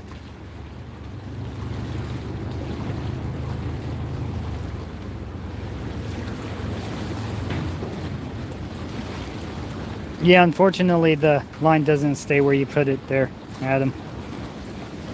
I only have a 2-ounce sinker on. I don't like to use big sinkers. You know that. I mean, it'd probably take a 4-ounce would probably hold it where it's right straight down there.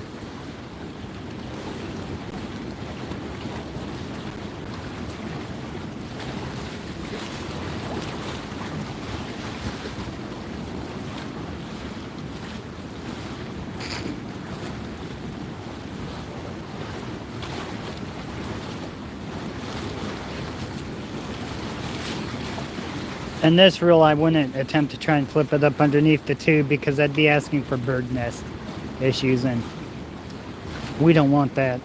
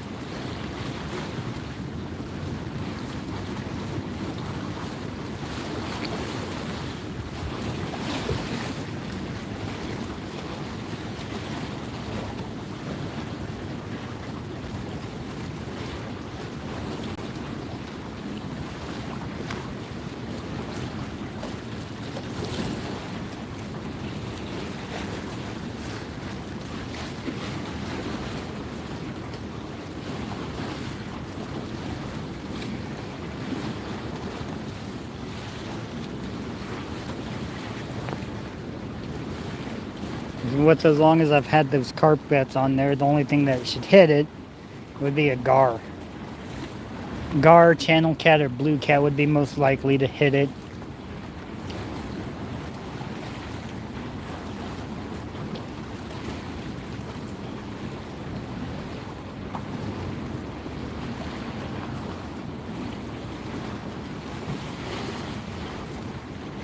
I remember getting taught how to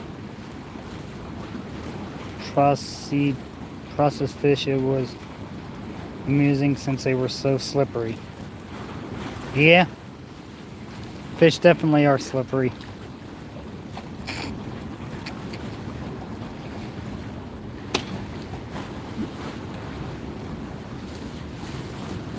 I release most of my fish because I don't like cleaning them.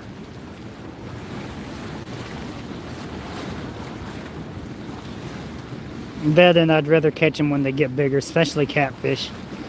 Big catfish, 10 pounds and over, are such a blast to catch.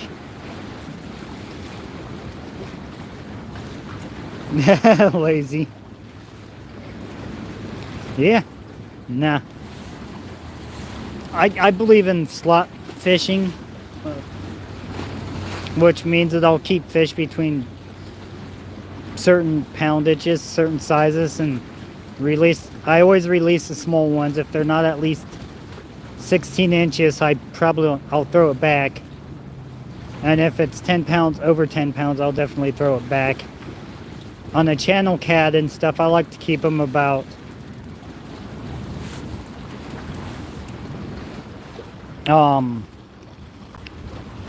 2 to 5 pounds is a good channel cat, blue cat, or flathead. Well, flathead may be a little bit bigger because if you get the smaller ones, you don't get much meat because they're all head. But so a 10-pound flathead would be a good flathead to keep and eat.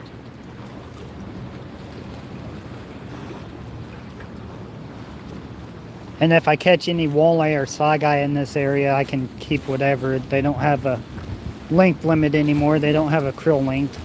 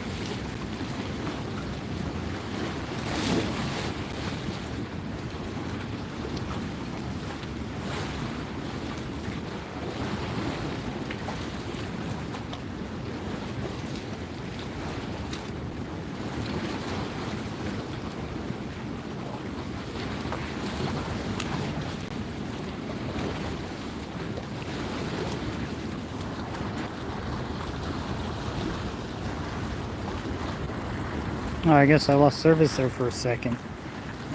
No, it went from 5G to 4G. I hate when phones do that. Oh well.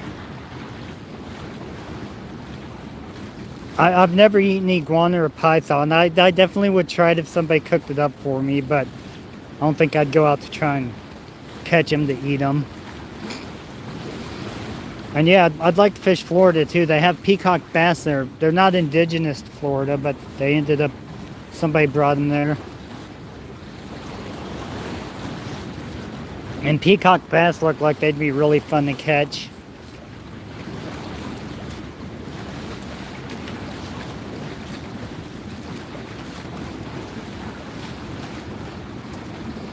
But my favorite fish to catch is a flathead catfish. Especially those bigger ones, they like to bury their head down.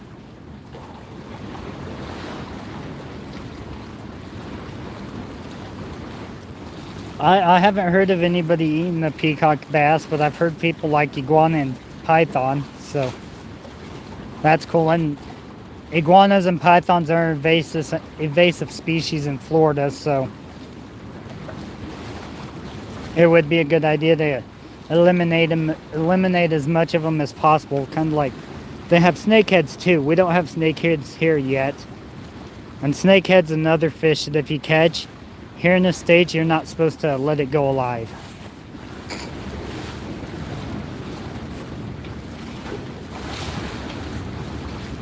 But I've seen a lot of people do. A lot of people have a hard time just throwing a fish on the bank or killing it. And I can't blame them there. I mean, it is a living animal. So to kill it, just throw it on the bank is kind of wrong. But then, I mean, but also some of these fish, if you throw them on the bank to kill them, you're also doing the ecosystem a favor too.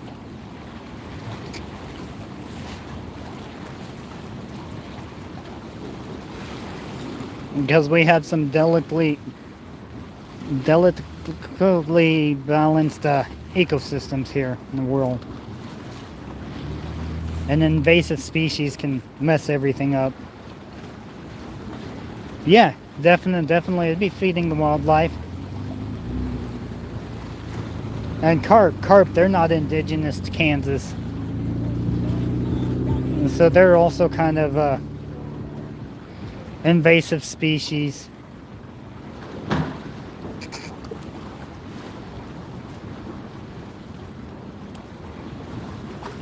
But they've been here so long, so they're kind of, I don't know what the impact was on the ecosystem.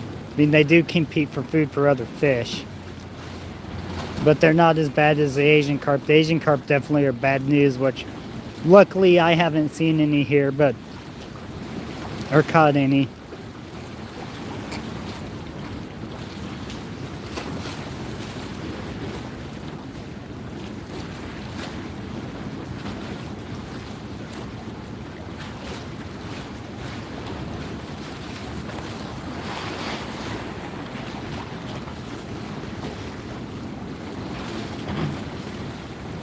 When they say no limit and get rid of them,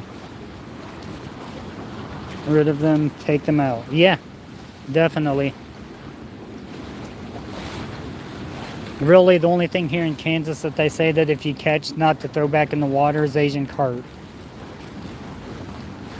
Big head carp, silver carp, whatever you want to call them. So, yeah, if I caught one of those, it definitely wouldn't be going back in the water. But common carp, I'll throw them back. I mean, the big old flathead could eat that one that I just threw in easily. That could be big flathead bait. But in Kansas, you're only allowed to use bait fish up to a foot long, 12 inches, living. Or it used to be that way. Last time I read it in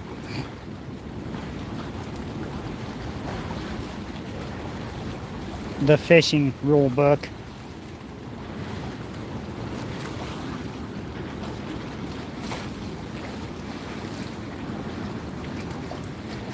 He needs to get bigger.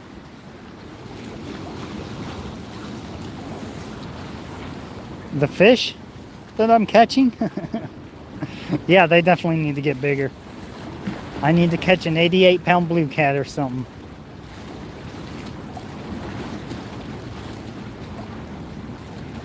That would be pretty cool.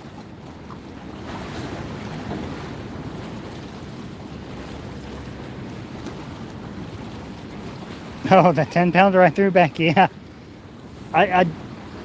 Yeah, carp get pretty big. I don't know how big they get. I don't know what the Kansas record is. I think it's around 40 pounds. I'd have to look it up. I do know that Kansas holds the world record for flathead catfish and paddlefish. I think flathead's 121 pounds and paddlefish is 144 pounds. Our state record blue cat is 103 pounds last I checked. And channel cat, the state record is 38, I believe. Later, Adam. Take it easy.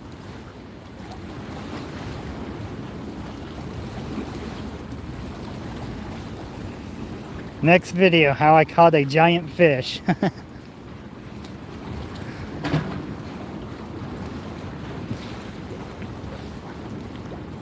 So my friend's cousin.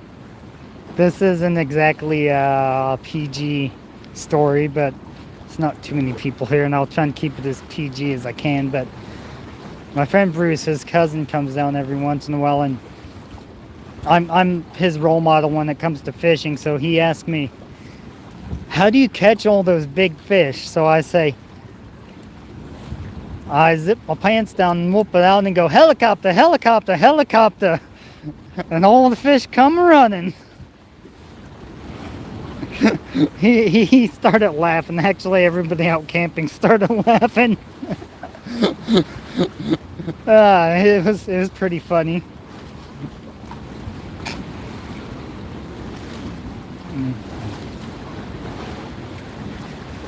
Yep, free worm.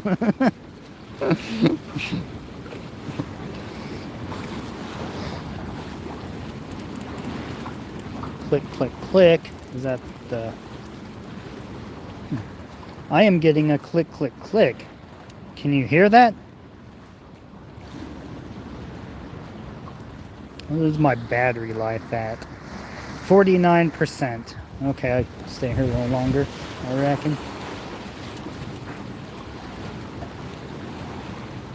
I am doing my live on my cell phone, and I've got...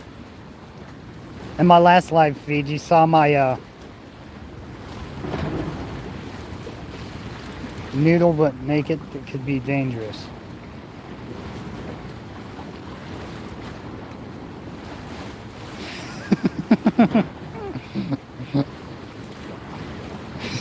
Yeah.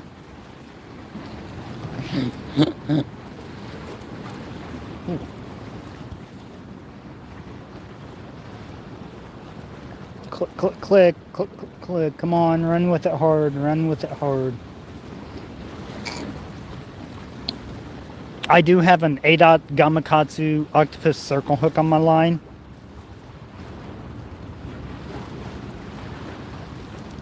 Oh, thank you, yeah. I caught a fish off of both my jigs that I have. 2 off of the green one. Go Team Green, yeah. Oh. Team Green jig, woo! And you notice there's a green one that caught the biggest fish, and that's because green is my favorite color. That's why I caught the bigger fish. The 2 biggest fish.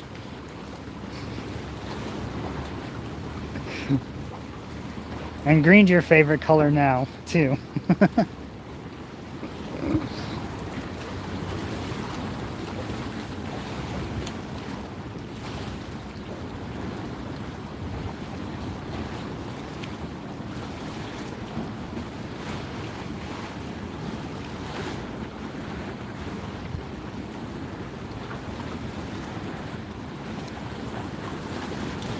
Oh, well, thank you. Yeah, definitely. Luck of the Irish. Yeah. I didn't think about that with a green jig. It can be my St. Patty Day's jig. My Irish jig. I can call it the Irish Sparkler. Sparkler. Yeah, I'll call it the Irish Sparkler.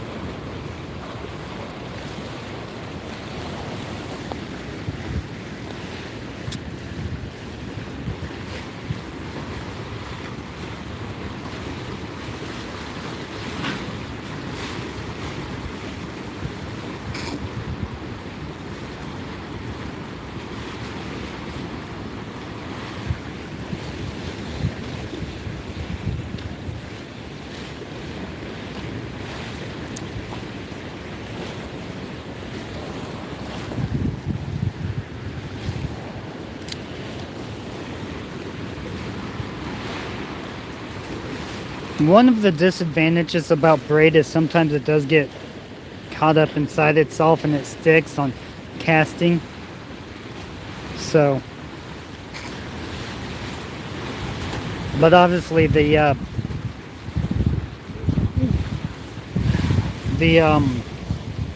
advantages far outweigh the disadvantages, in my opinion. Otherwise, I wouldn't use it. Braid has, well, this actually isn't braided line. This is fused line. Fire line is a fused line. It's not braid. But a lot of people just still call it braid out of just simplicity, I guess.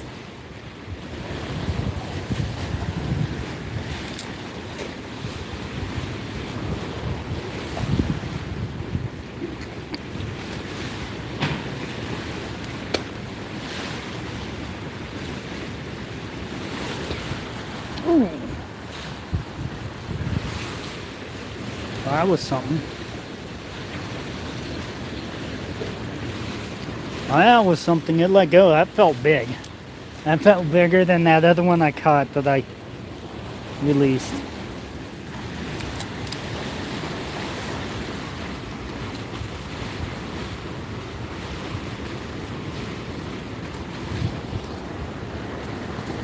I used monoline for a bit.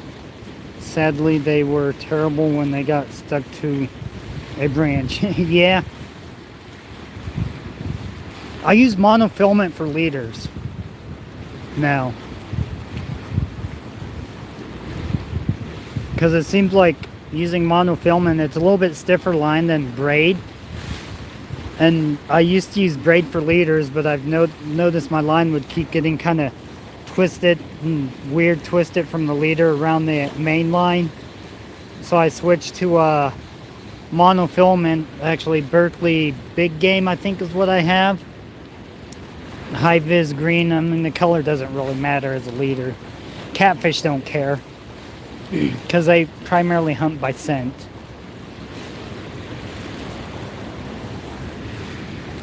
But I've had a lot less issues that way, using monofilament with the line getting kind of oddly twisted around itself. Still happens every now and then, but not near as much, thankfully.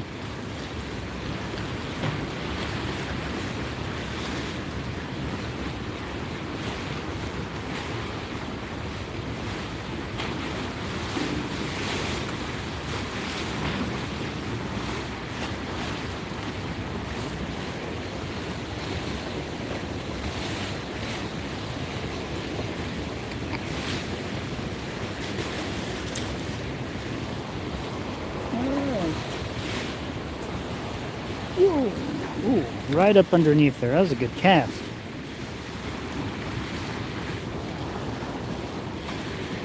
Definitely, and sometimes that rigidness of the mono comes in good. Aiden.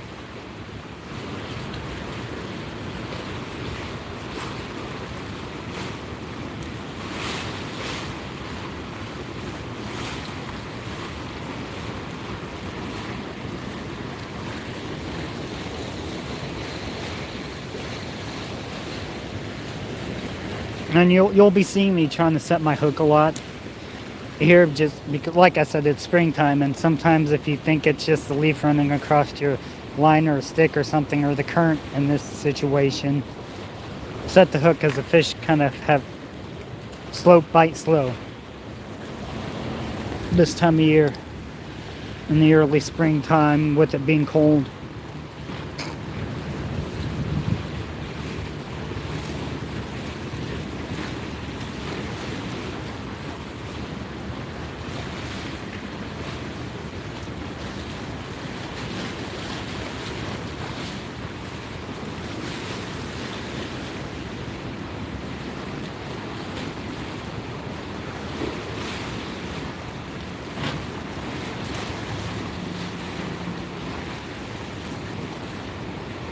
Oh,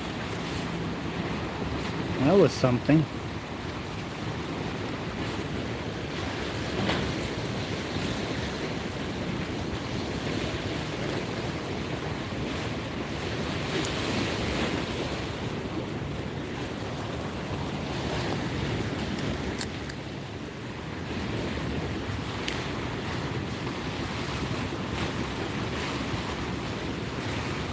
Yeah, kinda. I've been in the ocean a few times. Been to Corpus Christi, Texas, I think, where the naval base is. One of the naval bases in Texas in the Gulf of Mexico. And I also been to the Pacific Ocean, California, near whatever city has the Disney place in it. Disneyland or Disney World, I can't remember which is where. I've never been to any.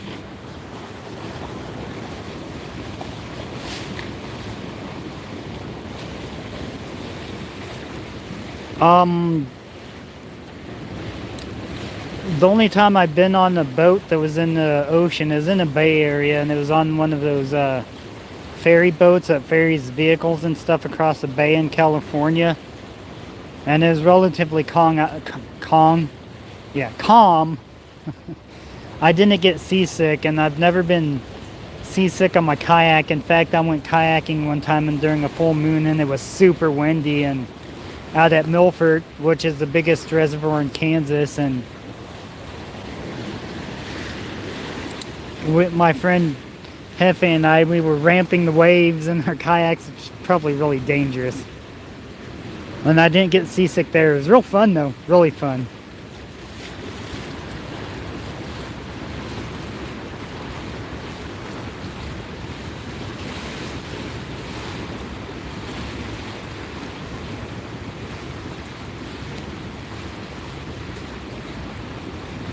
Yeah, I've heard of a lot of people getting seasickness. I don't think I would get seasickness if I was out on the sea.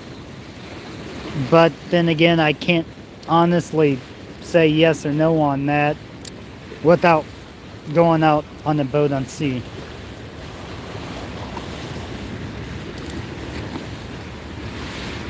I don't get motion sickness, so figure seasickness would be similar to motion sickness. I don't get car sickness, so I'm assuming I'd be fine out on the boat in the sea.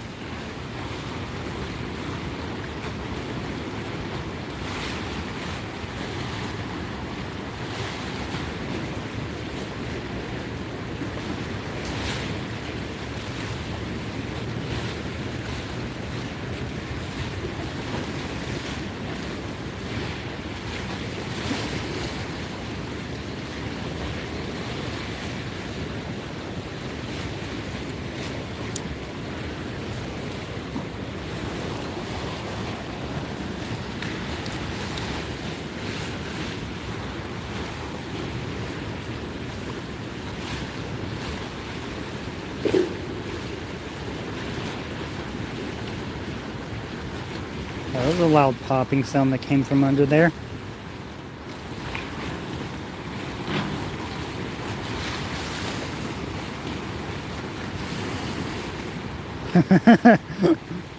I've been on a plane a few times. I haven't gotten plane sickness.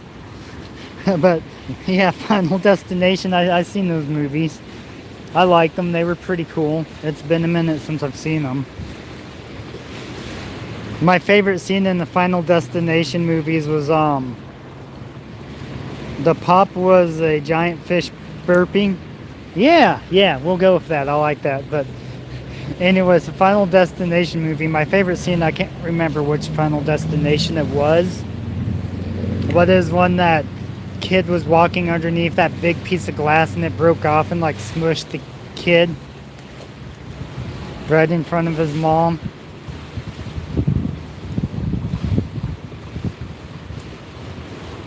Was it the one with the logging trucks? I think so. I can't remember. It's been a while since I've seen any of them.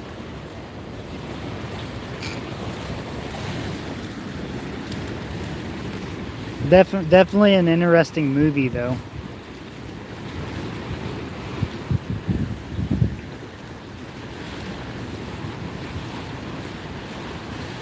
Saying that ain't no one gonna escape death.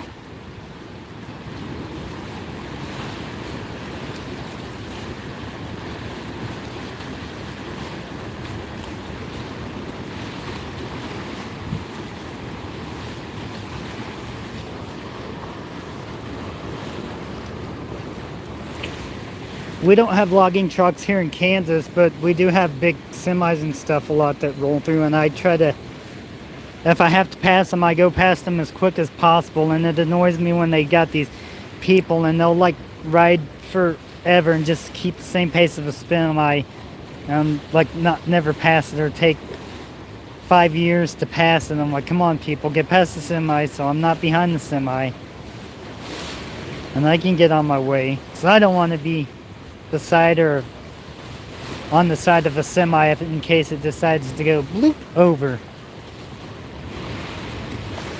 No thank you. That might hurt a little bit if it smashes my truck with me in it.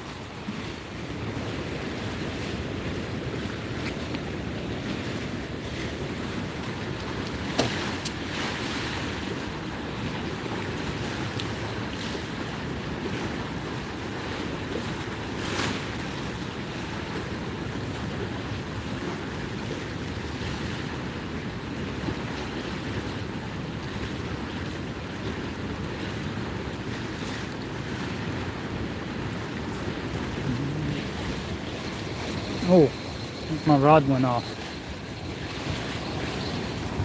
Ooh. Yeah.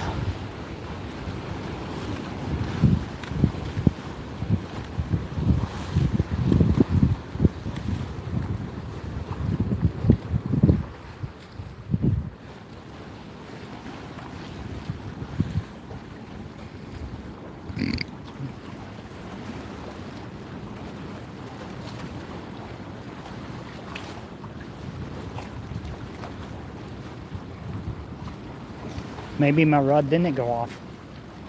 It was that fish burping again underwater. It's trying to trick me into thinking that I got a big fish on my line.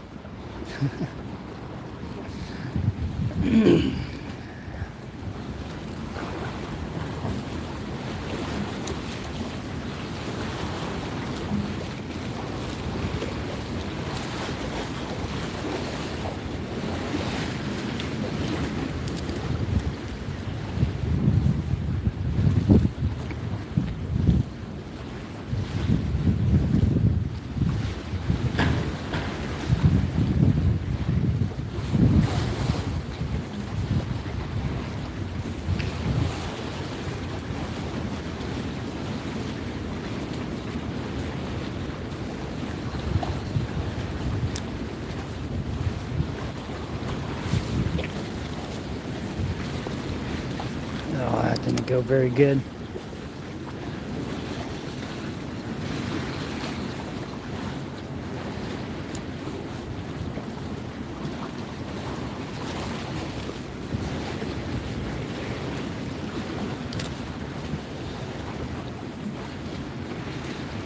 This technique's a little bit harder than the other one, but if you do it right, you can get it further up underneath the tube. And when crappie and white bass are running, you can catch a lot of fish this way. I was here fishing one day and I caught probably over 200 fish. From crappie, white bass, wiper, a few walleye, saugeye, flathead, a couple drum and carp.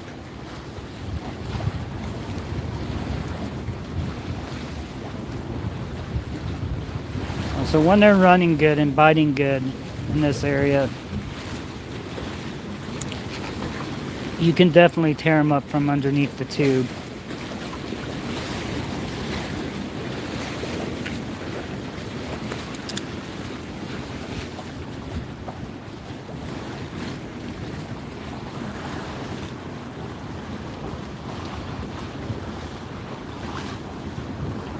Road rash for days. Wow, how many do you take home? That day I kept a few white bass to try them, but I don't really like bass. And the walleye, unfortunately, at the time, I mean, I would have let them go anyways because they were small, but they had a length limit at the time, so I didn't keep any of those. And I kept a few of the crappie.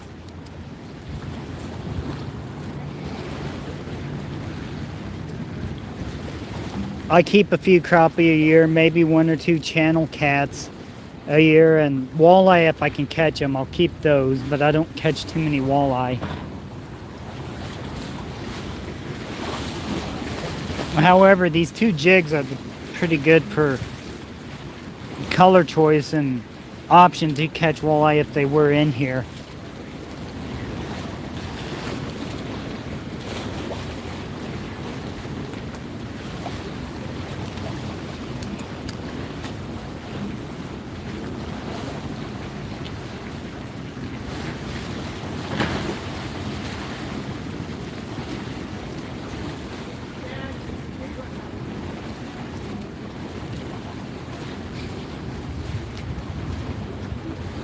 Well,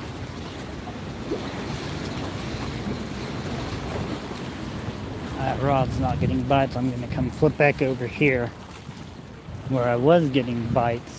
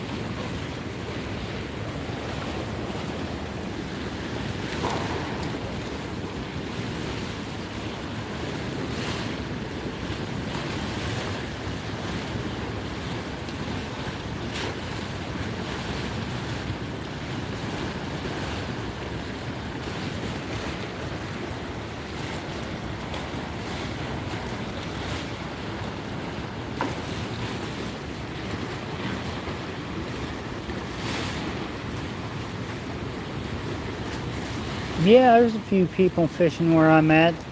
One person across the road jigging. I guess across the tubes. Got a couple groups fishing down near the end. So yeah, there's a few people fishing here, Aiden. I'm at the tubes, Tuttle Creek. The Tuttle Creek outlet. In Manhattan, Kansas.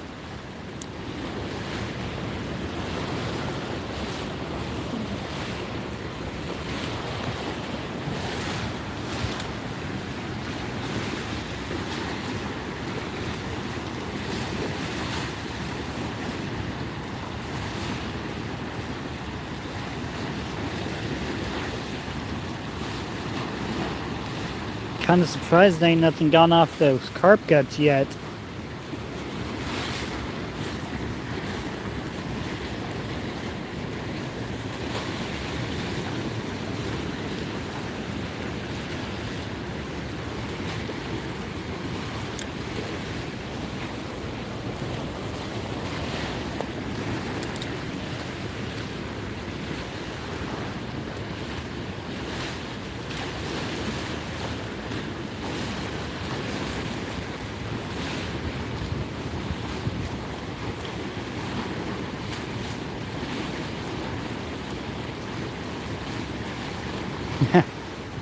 Oh, down here that happens a lot. I mean, especially I've been down here and it's been elbow to elbow, and you get a lot of people from the military that like, oh hey, cool, fishing's good for this one time, and you can tell with the equipment that they end up getting that they don't fish a lot, and they'll cross your lines, get tangled up with it, or sometimes a gar will take off with it and tangle your line with other people's. I've had that happen.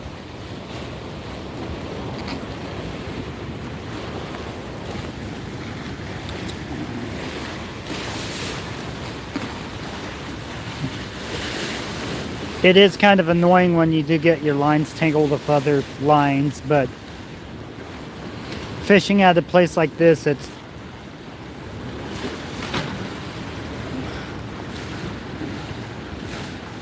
did I fish or did I snag on something?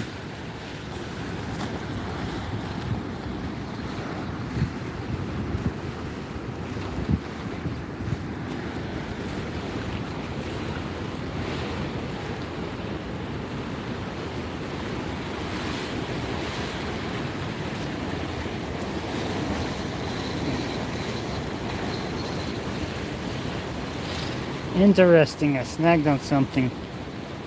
Not normally snags out here.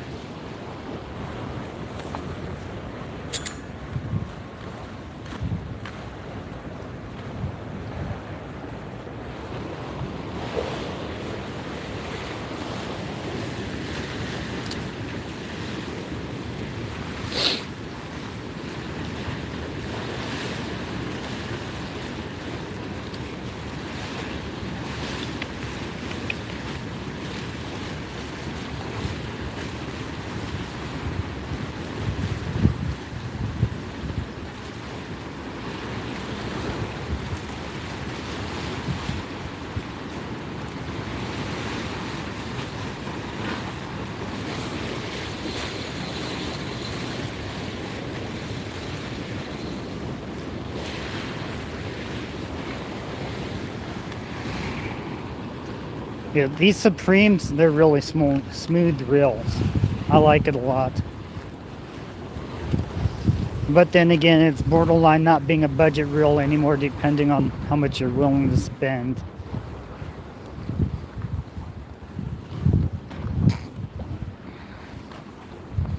I'm gonna go to the comp side and flip a couple jigs up underneath the tube here. Let's see. This might be where the crappie are.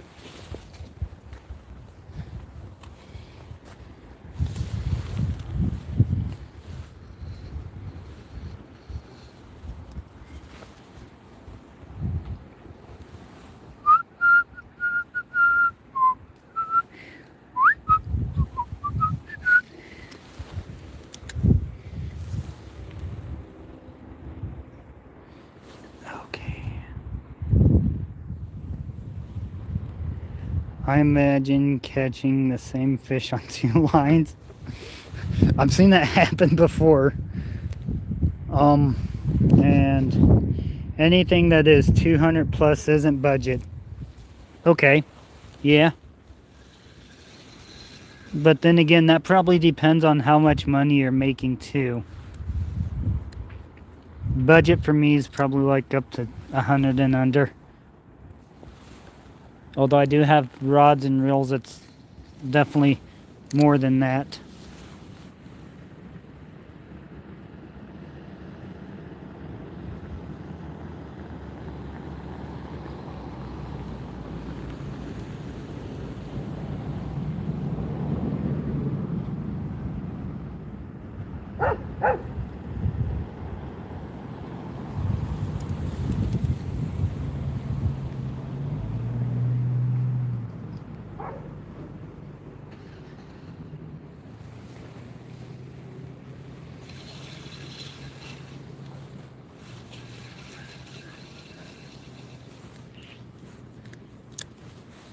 Alright, I'm gonna cast this thing out there.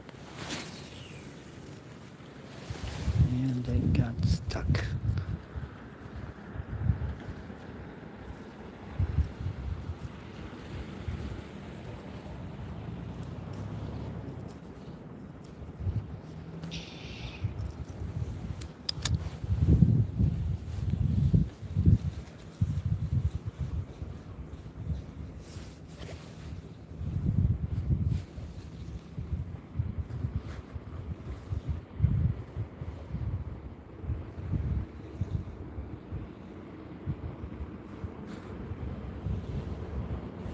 Now I have to use real techniques fishing here.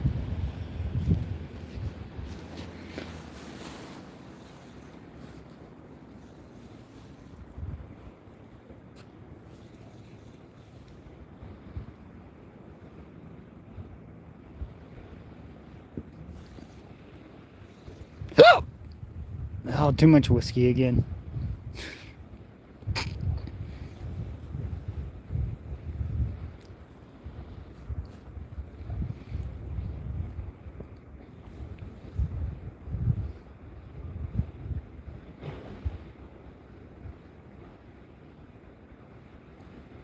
Yep.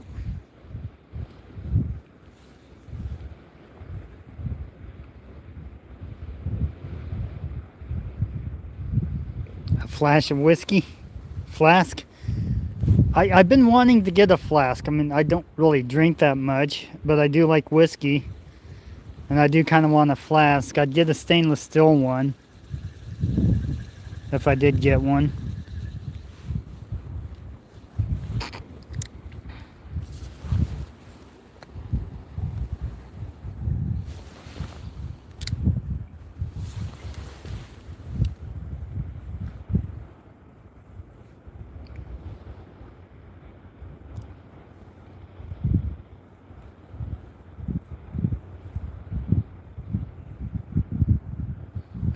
A giant one. Yeah.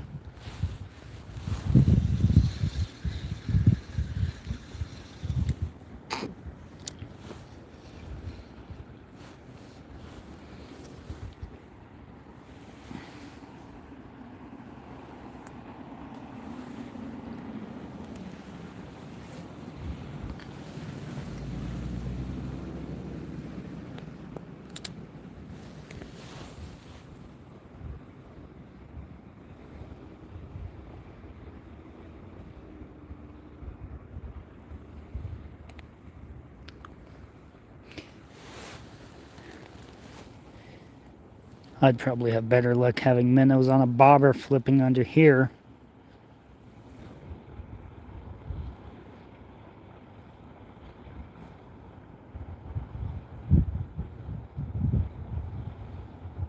Minnows is really good for crappie and, well, basically all fish, but crappie and bass is normally what you'll see people use to, or get for, or use minnows for.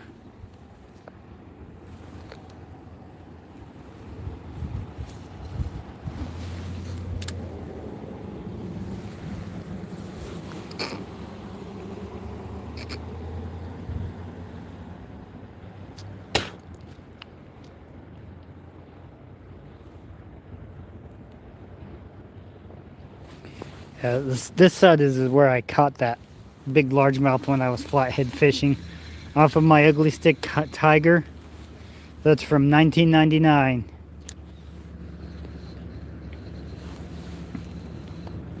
And if you do get an ugly stick tiger, I only recommend getting it if you're going to use monofilament line.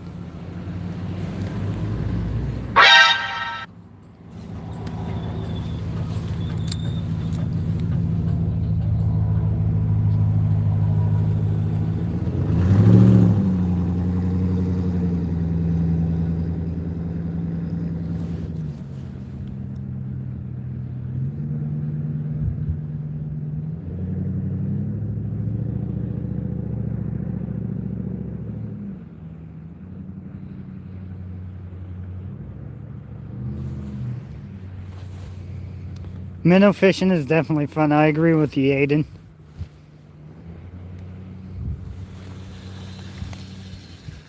Fishing for minnows is fun too.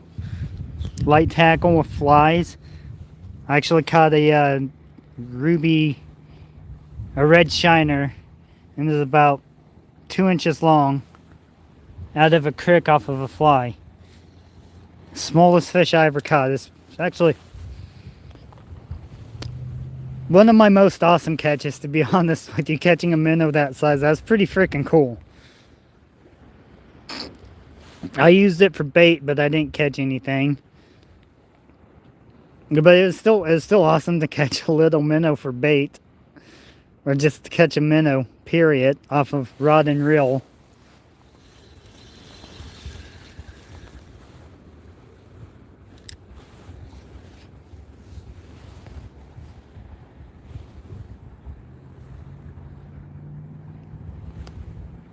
Almost like sardines.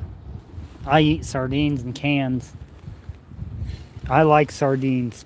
Sardines and mustard sauce or sardines and Louisiana hot sauce. Mmm.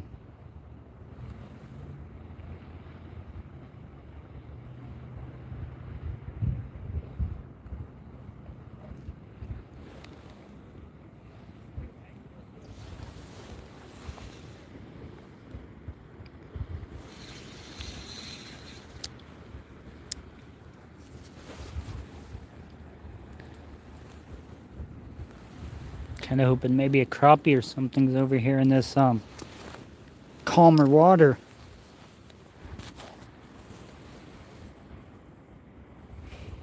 Sardines with oysters and Spam.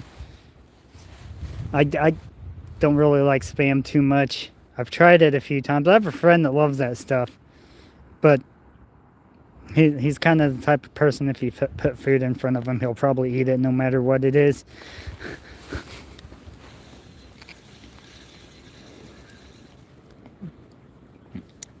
And I wouldn't let him in my kayak because he'd probably sink it by himself. Good guy, though. Good guy.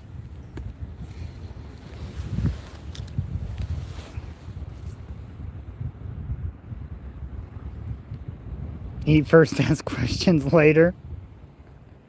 Yep.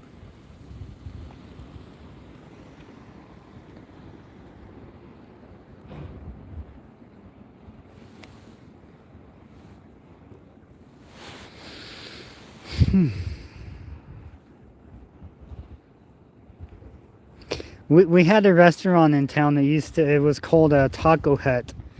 And that was the theory there. Eat first, ask questions later, because you never knew.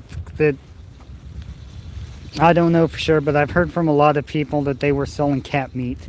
Or they were grinding up cat and using it in their hamburger, because sometimes it kind of had like a green tinge to it, and somebody said that's because it was cat meat. It tasted good, so if it was cat meat and I ate cat meat, then I guess it's pretty good. They're no longer in business. Kind of went out.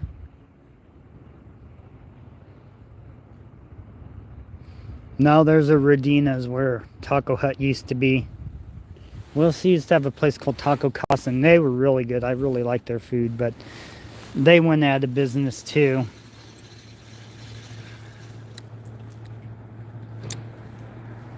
They actually, Taco Casa went out of business during the pandemic stuff.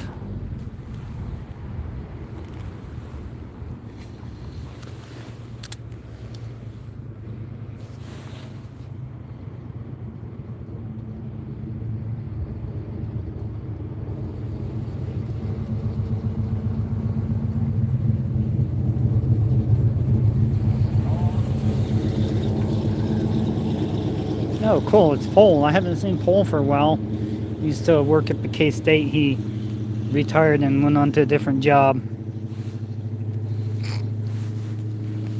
He's a good guy. He's kind of one of those grouchy people that's always grouchy, but really good guy. He's one of the people you just have to get to know him.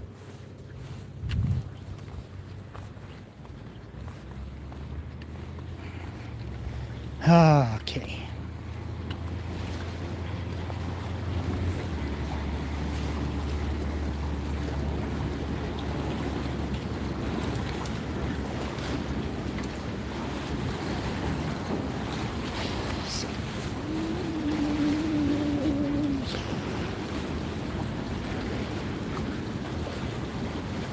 Back to the boring side of the tubes where I caught the fish.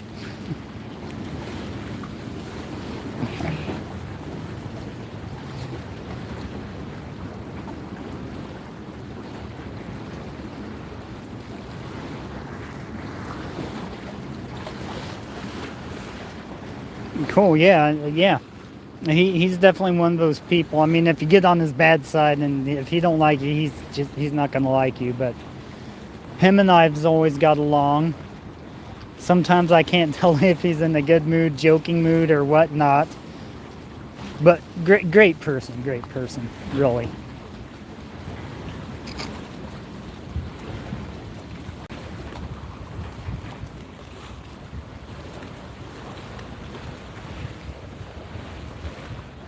Oh.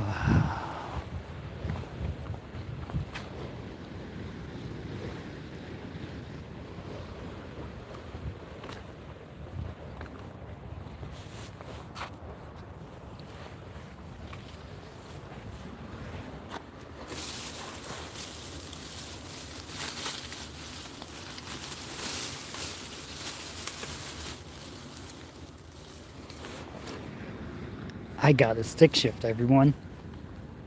Did you know that? That I have a stick shift?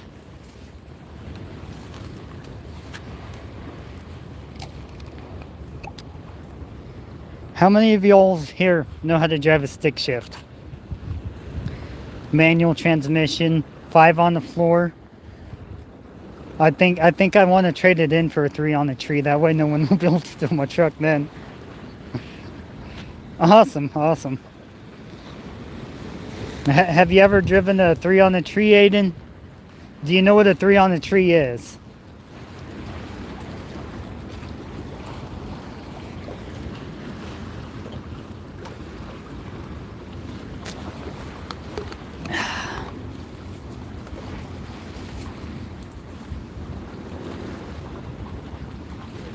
Oh.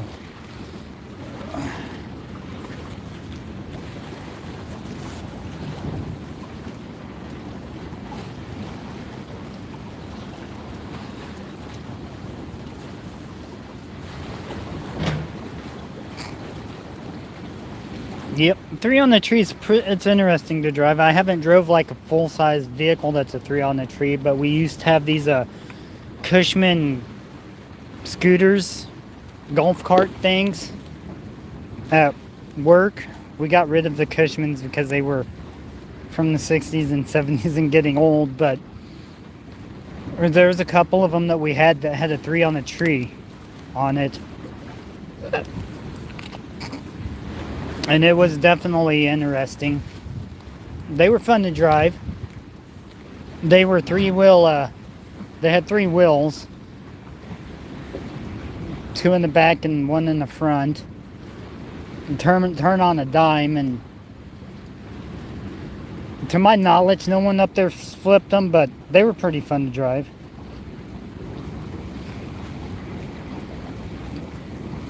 We only back up 18-wheelers and park them since we don't have our SCDL. Forklift cars.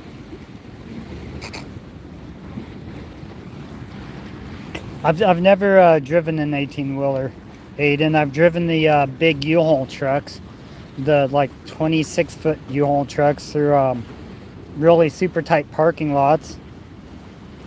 And a forklift, I've used a skid loader and things with tractors with big dumps on them, and mini excavators I've used at work.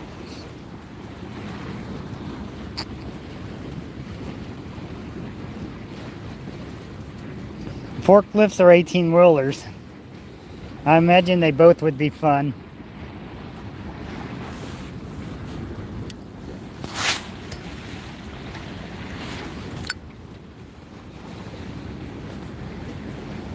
We used to have this guy that worked for K-State, and he used to drive the forklift around everywhere, but he was always on his phone. I was afraid he never hit anybody, thankfully, but he always had balls to the wall, pedal to the metal, lead foot, going as fast as possible, talking on his phone. Then they ended up, the department what he was in, they ended up dissolving, so he came to our department, and he would work hard sometimes for about 30 minutes, and then he'd drive around and be on his phone all day. And then he ended up quitting K-State to work for some carpet company. He put in, well, actually, he got fired. He put in his 2-week notice, and then 2 days after that, he just quit showing up. and then they call her anything. And so they're never going to allow him back up there, which honestly, nice guy, but lazy. So it's not a big loss to K-State.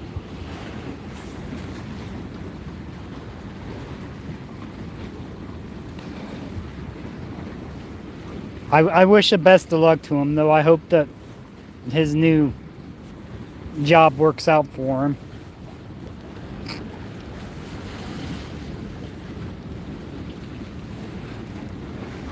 But from like past knowledge of people that's been lazy going to other places, and they end up not lasting to other places too long, so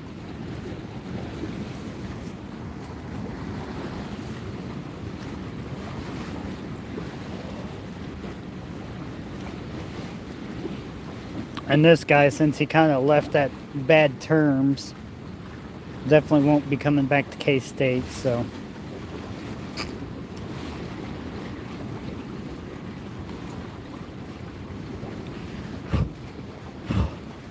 yeah, that drug testing's probably got a lot of people to where they can't get jobs or don't want to try and go for jobs. And I think it's a violation of people's personal privacy to do drug tests. I disagree with them. Unless you're doing something stupid and get hurt at work, then yeah, test them. If they're on like meth or something and they operating equipment, they obviously shouldn't be doing that. We've had contractors come up there at K-State and they're talking about doing meth. And I never really told anybody important. I don't know. I'd say I should have, but I guess if they want to do it and whatnot, it is. But they had to redo the same project 3 times and they had the same people come in there and redo it.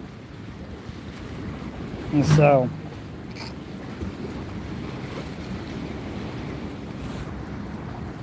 so I think it'd be better for our economy if they would stop drug testing people to initially get jobs.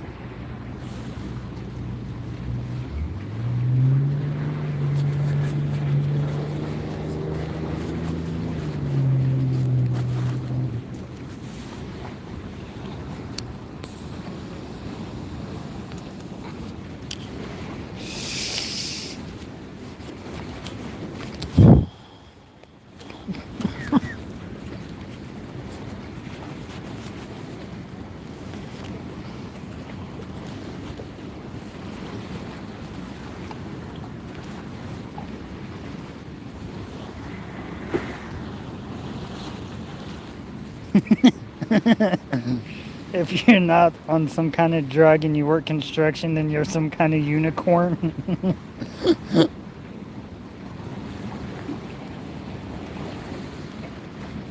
Oh, that's funny. Yeah.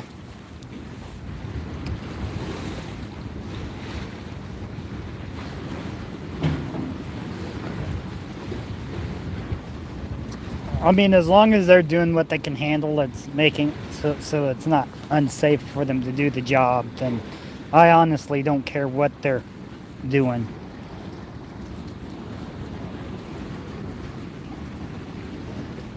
But if they're putting people's life in jeopardy or somebody's safety's in jeopardy because of something they're doing, then I disagree with that. So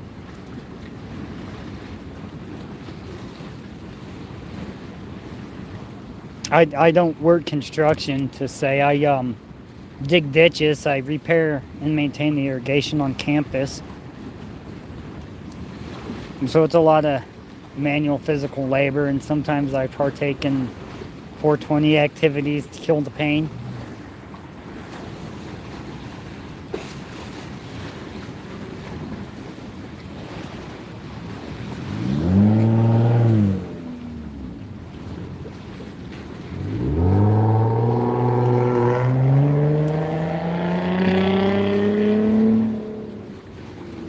Or sometimes I'll have a shot after work. That's always good.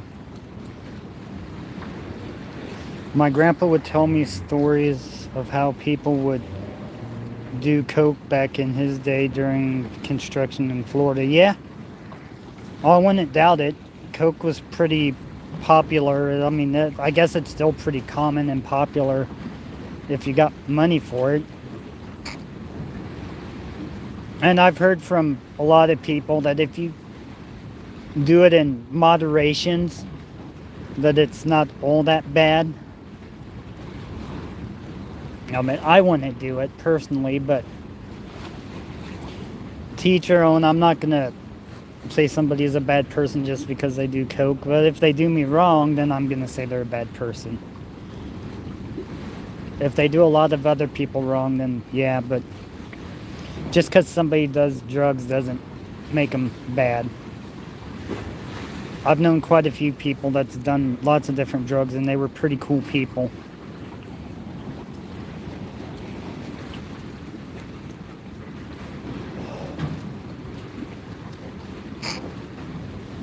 And I've lost a few people due to meth too that were friends of mine, and that's real sad to hear when that happens. Meth is probably one that anybody should stay away from, though. It's real bad stuff.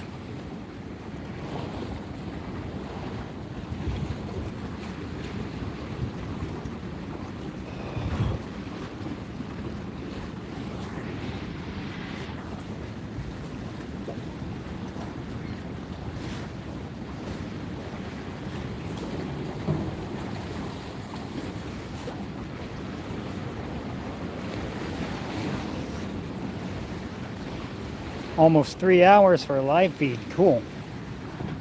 Cool.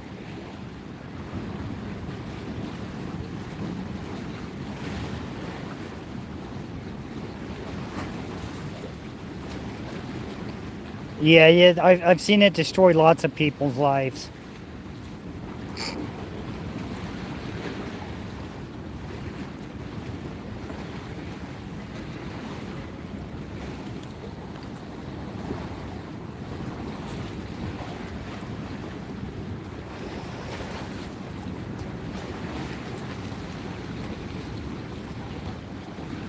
We have 3 people in the chat. Oh, 2 people. 10 likes. Cool beans. So who else is in here besides Aiden?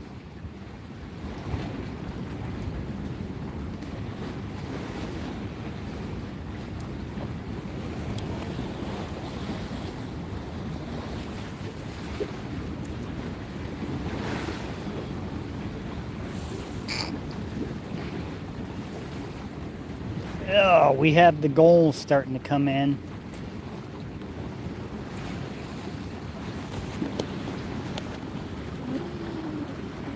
Oh, I can't see them from here.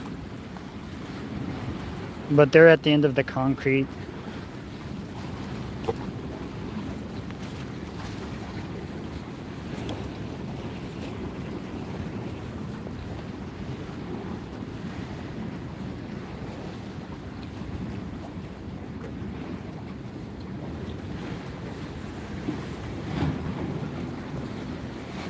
More water.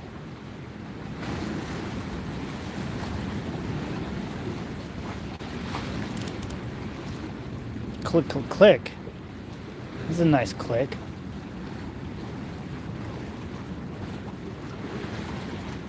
I'm wondering if it's just the current taking my line. No, maybe not. I might be getting a bite here, Aiden.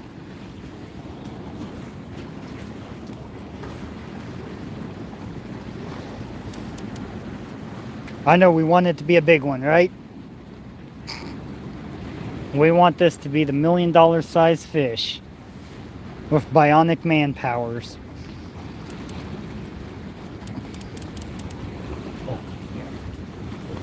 Oh, beautiful, man.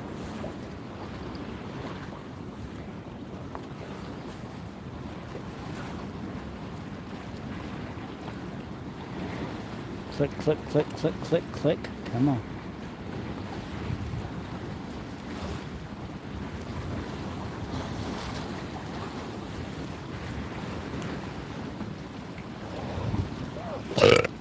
Excuse me.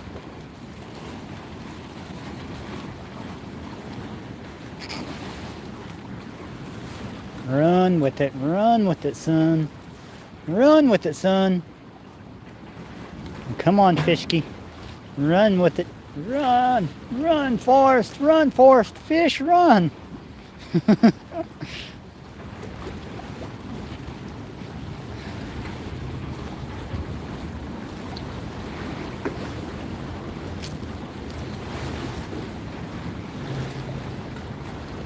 I just want to catch you and name you George, Mr. Fish.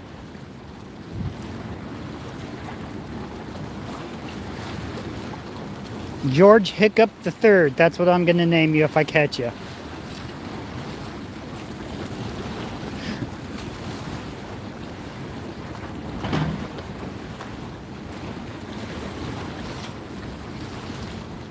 Come on. Take the bait and run, George Hiccup the Third.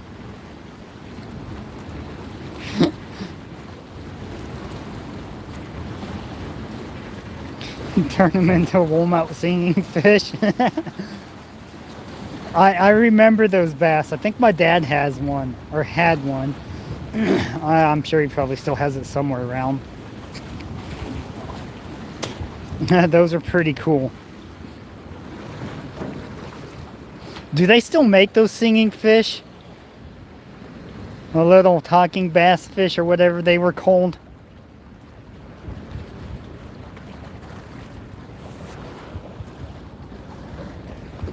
Because those things were pretty cool.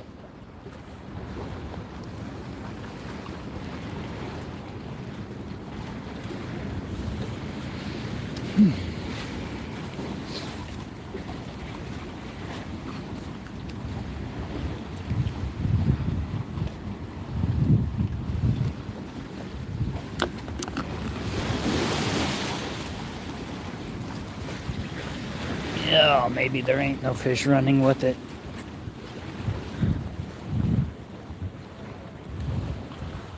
Okay, there's my teacup. I better grab that and put it somewhere that's not something I want to lose.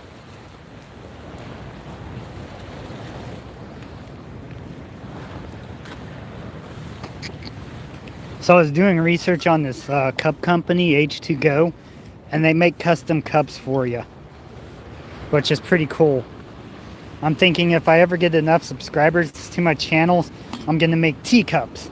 Have them make me teacups for merch.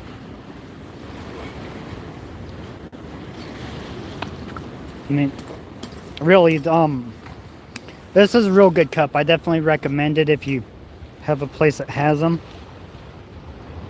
Yeah, Native Wildman teacups. Well, I guess it's a coffee mug, but... And they would be green with, I don't know, I don't have a channel logo yet, or even a name drawn out for it. I just have a channel name.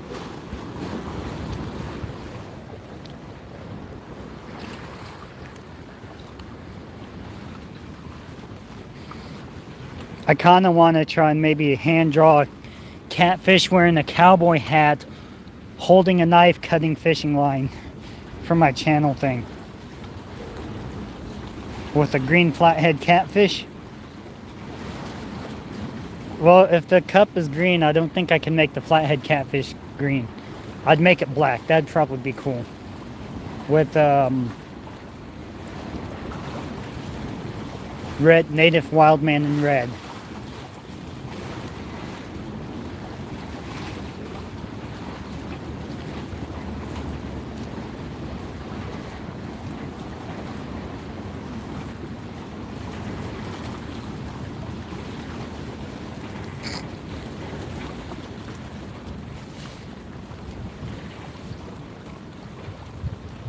But first I need enough subscribers before I can make teacups, coffee mugs.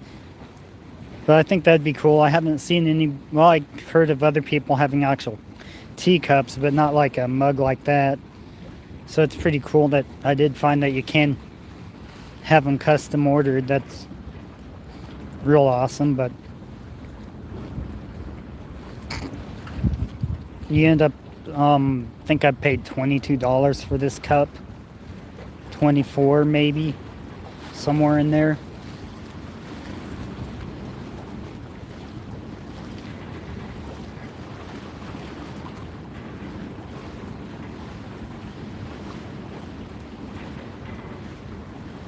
Oh, awesome. Cool. I haven't checked since I've done this live feed. I've gotten a couple notifications that's saying I got new subs. Thanks for letting me know, Aiden. That's awesome.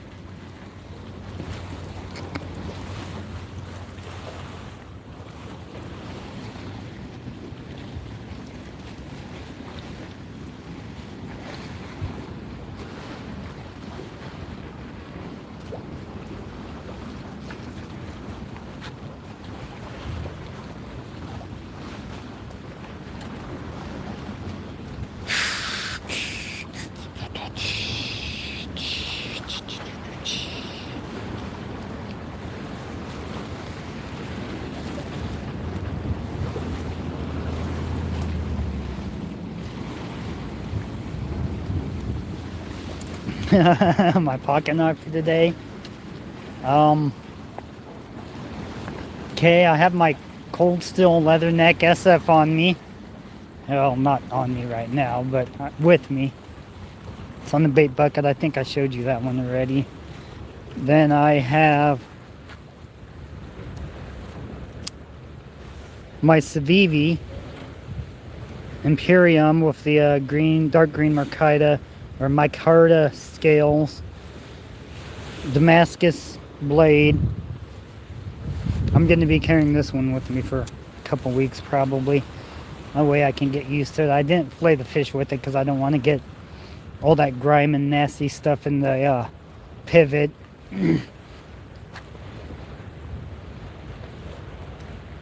Yeah, I mean, it's not really, it says dark green and it kind of is green, but then I've got this green titanium scales, S35 VN steel.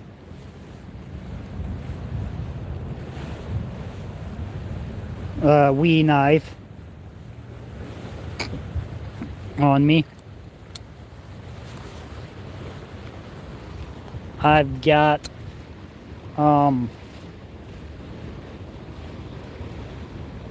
thank you. I really like that knife. It's not my favorite though. My favorite so far is still the CRK TM16. I love that knife. I mean, not as far as action wise and stuff, it's kind of not very good. CRKT's kind of lacking in their action on their flippers, but as far as like blade shape and overall design for a knife, that's my favorite spear point. This is my little Rough Rider, small Texas toothpick, and here it's comparison size for lighter, big lighter on this little Rough Rider.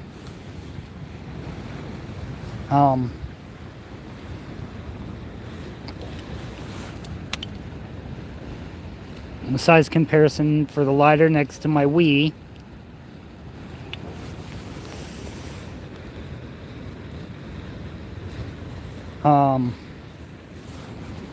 I have another knife. Hold on. I'll show it to you in a second after I do a size comparison. My truck knife, I don't really keep a knife. I took the knife truck out to mess with it. It's that big Bowie knife I have. I normally keep that in my truck, but this is a size comparison to the Civivi with a lighter.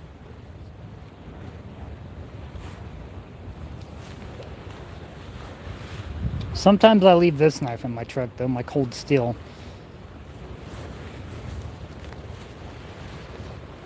But now I'm gonna have to take it upstairs and clean it off because it's got kind of blood on it. I don't know why. Okay. When I'm out fishing, I normally have 5 or more knives with me. Got my Uncle Jed's knife, Uncle Jed's iron. This knife is the bomb diggity. I've filleted fish with it, cut through fish bones, and it hasn't even nicked or marred the edge on it at all. I haven't had to sharpen it since I've got it. I have ran it across the strop though, just because I like to strop my knives.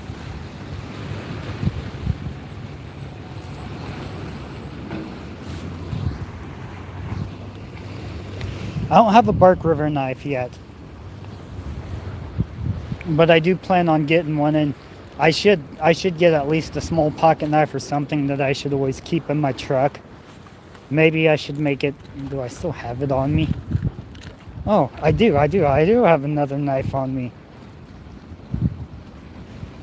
The Uncle Jed knife that's 012 tool steel oil quench. Then I have this knife. I should throw this knife in my truck. It's just a cheap frost cutlery. Not really. I mean, the lockup's pretty good. It does have a halfway decent edge on it. It might pop off a few hairs. Well, it's just a little. It was a freebie. A guy that used to work for K-State brought in a whole box of these little cheap frost cutlery knives and gave them away.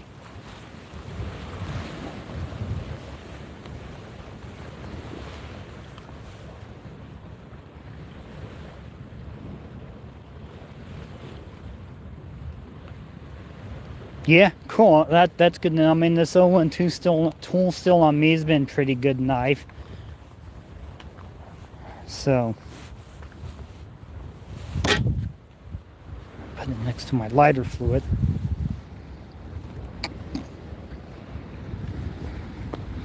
And like I said, being a Sayax pattern, I have used it to fillet fish. The first fish I filleted with it was real ugly. Well, the first half of it was real ugly.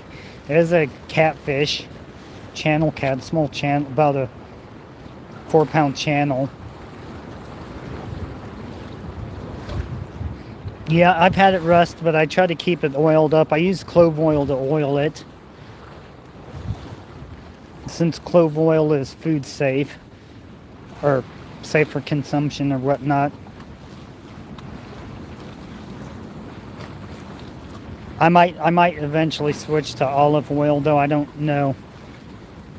Maybe the clove oil is better. I don't know which one's better. But yeah, I do have to constantly check my Uncle Jed knife for rust, and I do try and regularly oil it down. That way it doesn't rust, because it's one of my only custom-made knives that I had made for me from another knife maker that's not like a custom from a company or something that I customized. Like my Benchmade volley I had, it came with a normal pocket clip, and I didn't really like the way it rode in my pocket that way. So I got a hold of Benchmade and said, hey, and I emailed them and said, hey, la-di-da, la-di-do, do you have a deep carry pocket clip for this knife? And they sent me one for free, so that's pretty cool. So I switched the pocket clip out from a normal carry to deep carry, and as far as like feeling in my hand, it doesn't really affect it any. How it feels in my hand is using it. But I like it a lot better with the deep carry on it. It's a whole new knife, honestly, from when I switched to carries. From standard carry, or I don't know what it's actually called, but to the deep carry, it's definitely a whole new knife.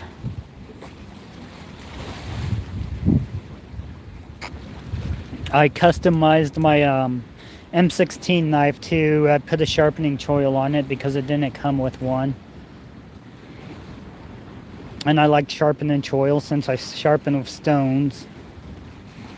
It makes it a whole lot easier not to mar up the edges of your stone with a choil on there.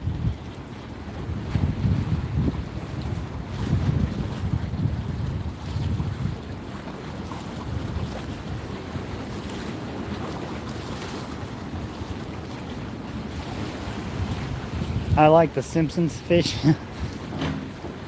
I bet the clip can break off and make it your favorite.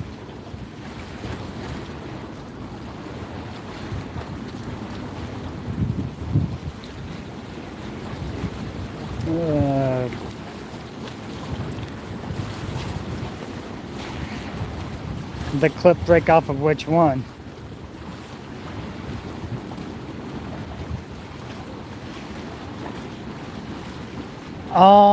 I have one or two videos of me sharpening, but not too many.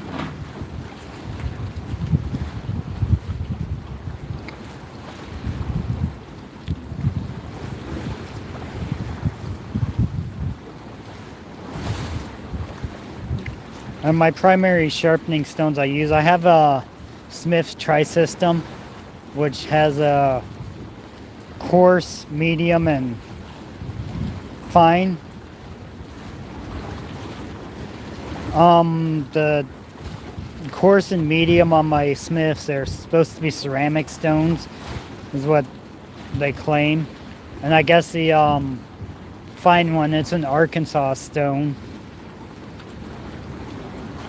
And I have some Japanese, I have some Nanuas, some Rocky, or I don't know, it starts with an R, I can't remember how to pronounce it or spell it.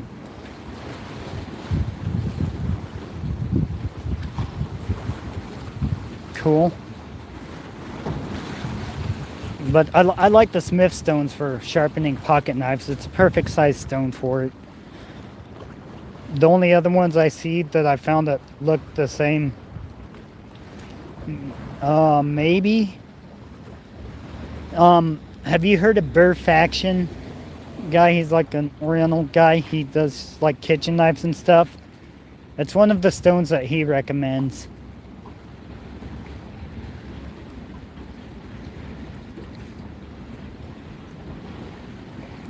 Yeah, that dude.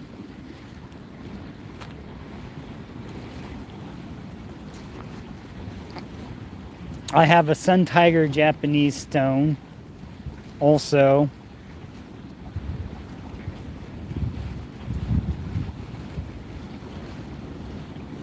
I have a Wüsthof stone, but I'm not too impressed with the Wüsthof stone. It doesn't cut that well for as far as a stone, and it's a soaking stone. It's a soaking ceramic stone. I mean, it works, but it takes forever. The 1000 grit, and it goes to 1000 on one side, and it has 3000 on the other side. My Reiki stone, or however it is, it's a 5000 grit. It's really nice. I like it a lot.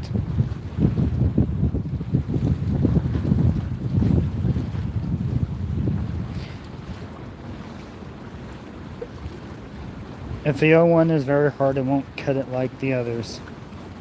Okay, cool. That's good to know. I am thinking I do need to get a budget diamond stone though, because I've got a couple knives that I want to reprofile and redo, like that Pakistan Bowie I have. I don't know what brand it is, but I'd like to kind of reprofile the secondary bevel on it and see if I can't get it sharp and get it looking nice, see if it can actually be a good knife. Although it is cheap Pakistan steel, it's a hit and miss when it comes to those steels. Sometimes you get one that's really good and will get sharp. Atoma? Okay, yeah, I'll keep that in mind. Where do you get them from? Oh, that's a cool bicycle.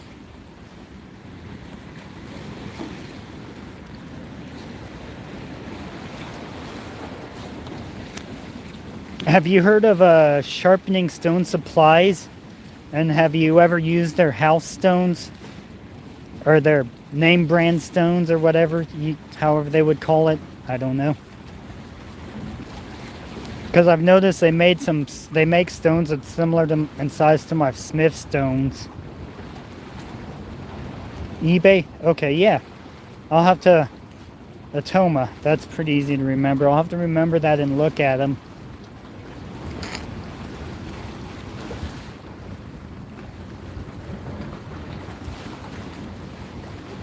Yeah, I've bought from them. I've got my Nanua. I've got a couple stones that I got from my dad from them.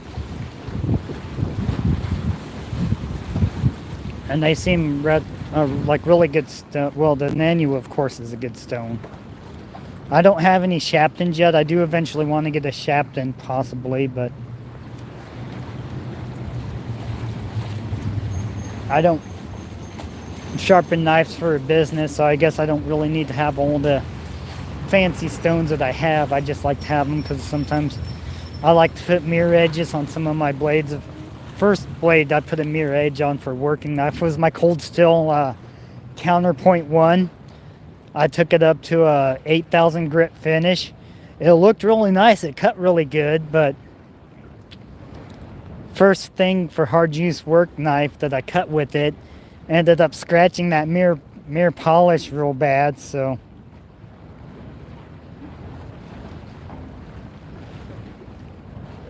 awesome. Yeah, mine's an S2 Superstone. The 8,000 grit is.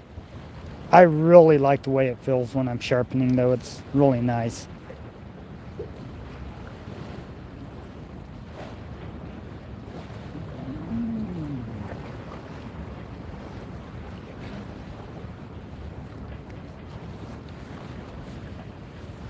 Yeah, and annuals are really good stones.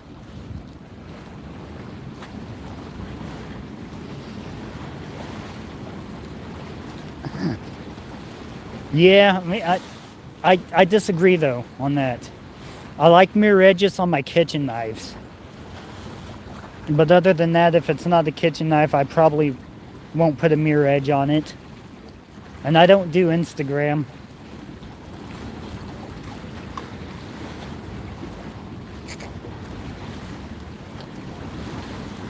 But yeah, I've heard from a few people that the Oz 8 isn't really good for going past 600 grit. I disagree with that. I always go to 1,000 on mine with my fine Arkansas stone, and it puts a hell of an edge on it.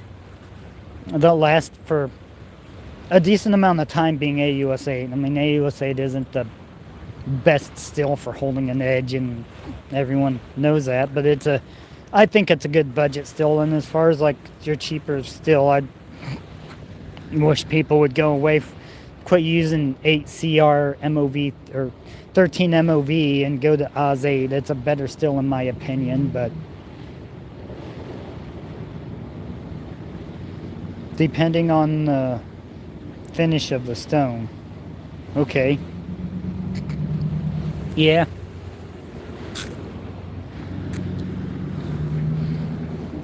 But yeah, I my Wii, it's down to about around 1,000 grit. I'm not sure whether my Arkansas is 1,000 grit though. It says on the internet, Smith's internet, it says it's between 1,000 and 1,200.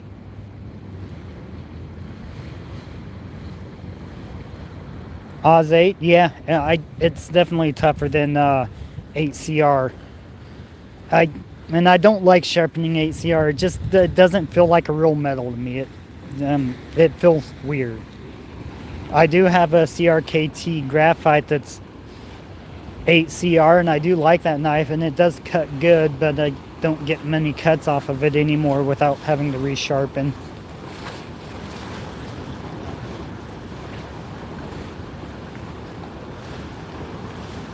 Huh, cool. I'll have to keep that in mind, because I definitely want to get a Shapton stone. But I think I want to replace my 1,000 grit bigger stone, like for the bigger knives, and the 3,000 on it, and give away my dual stone.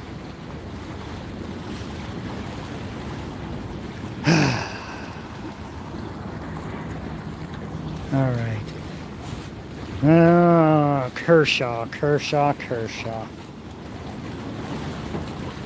Yeah, I had an 8CR or an 8CR blade in Kershaw. About an inch of the blade, like the secondary bevel, broke off on a light duty task.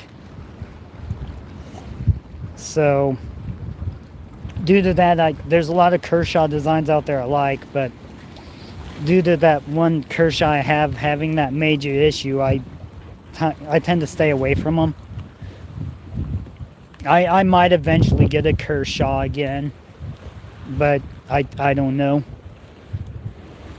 I don't want to spend $50+ for a knife just for it to break on me.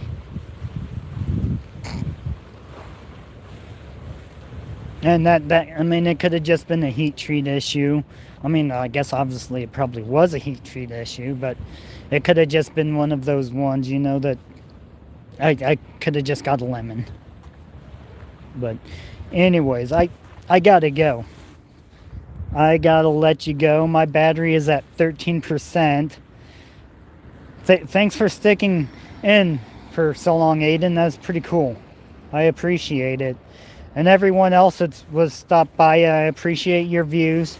You're awesome. So, I will catch you all later. Peace and long life.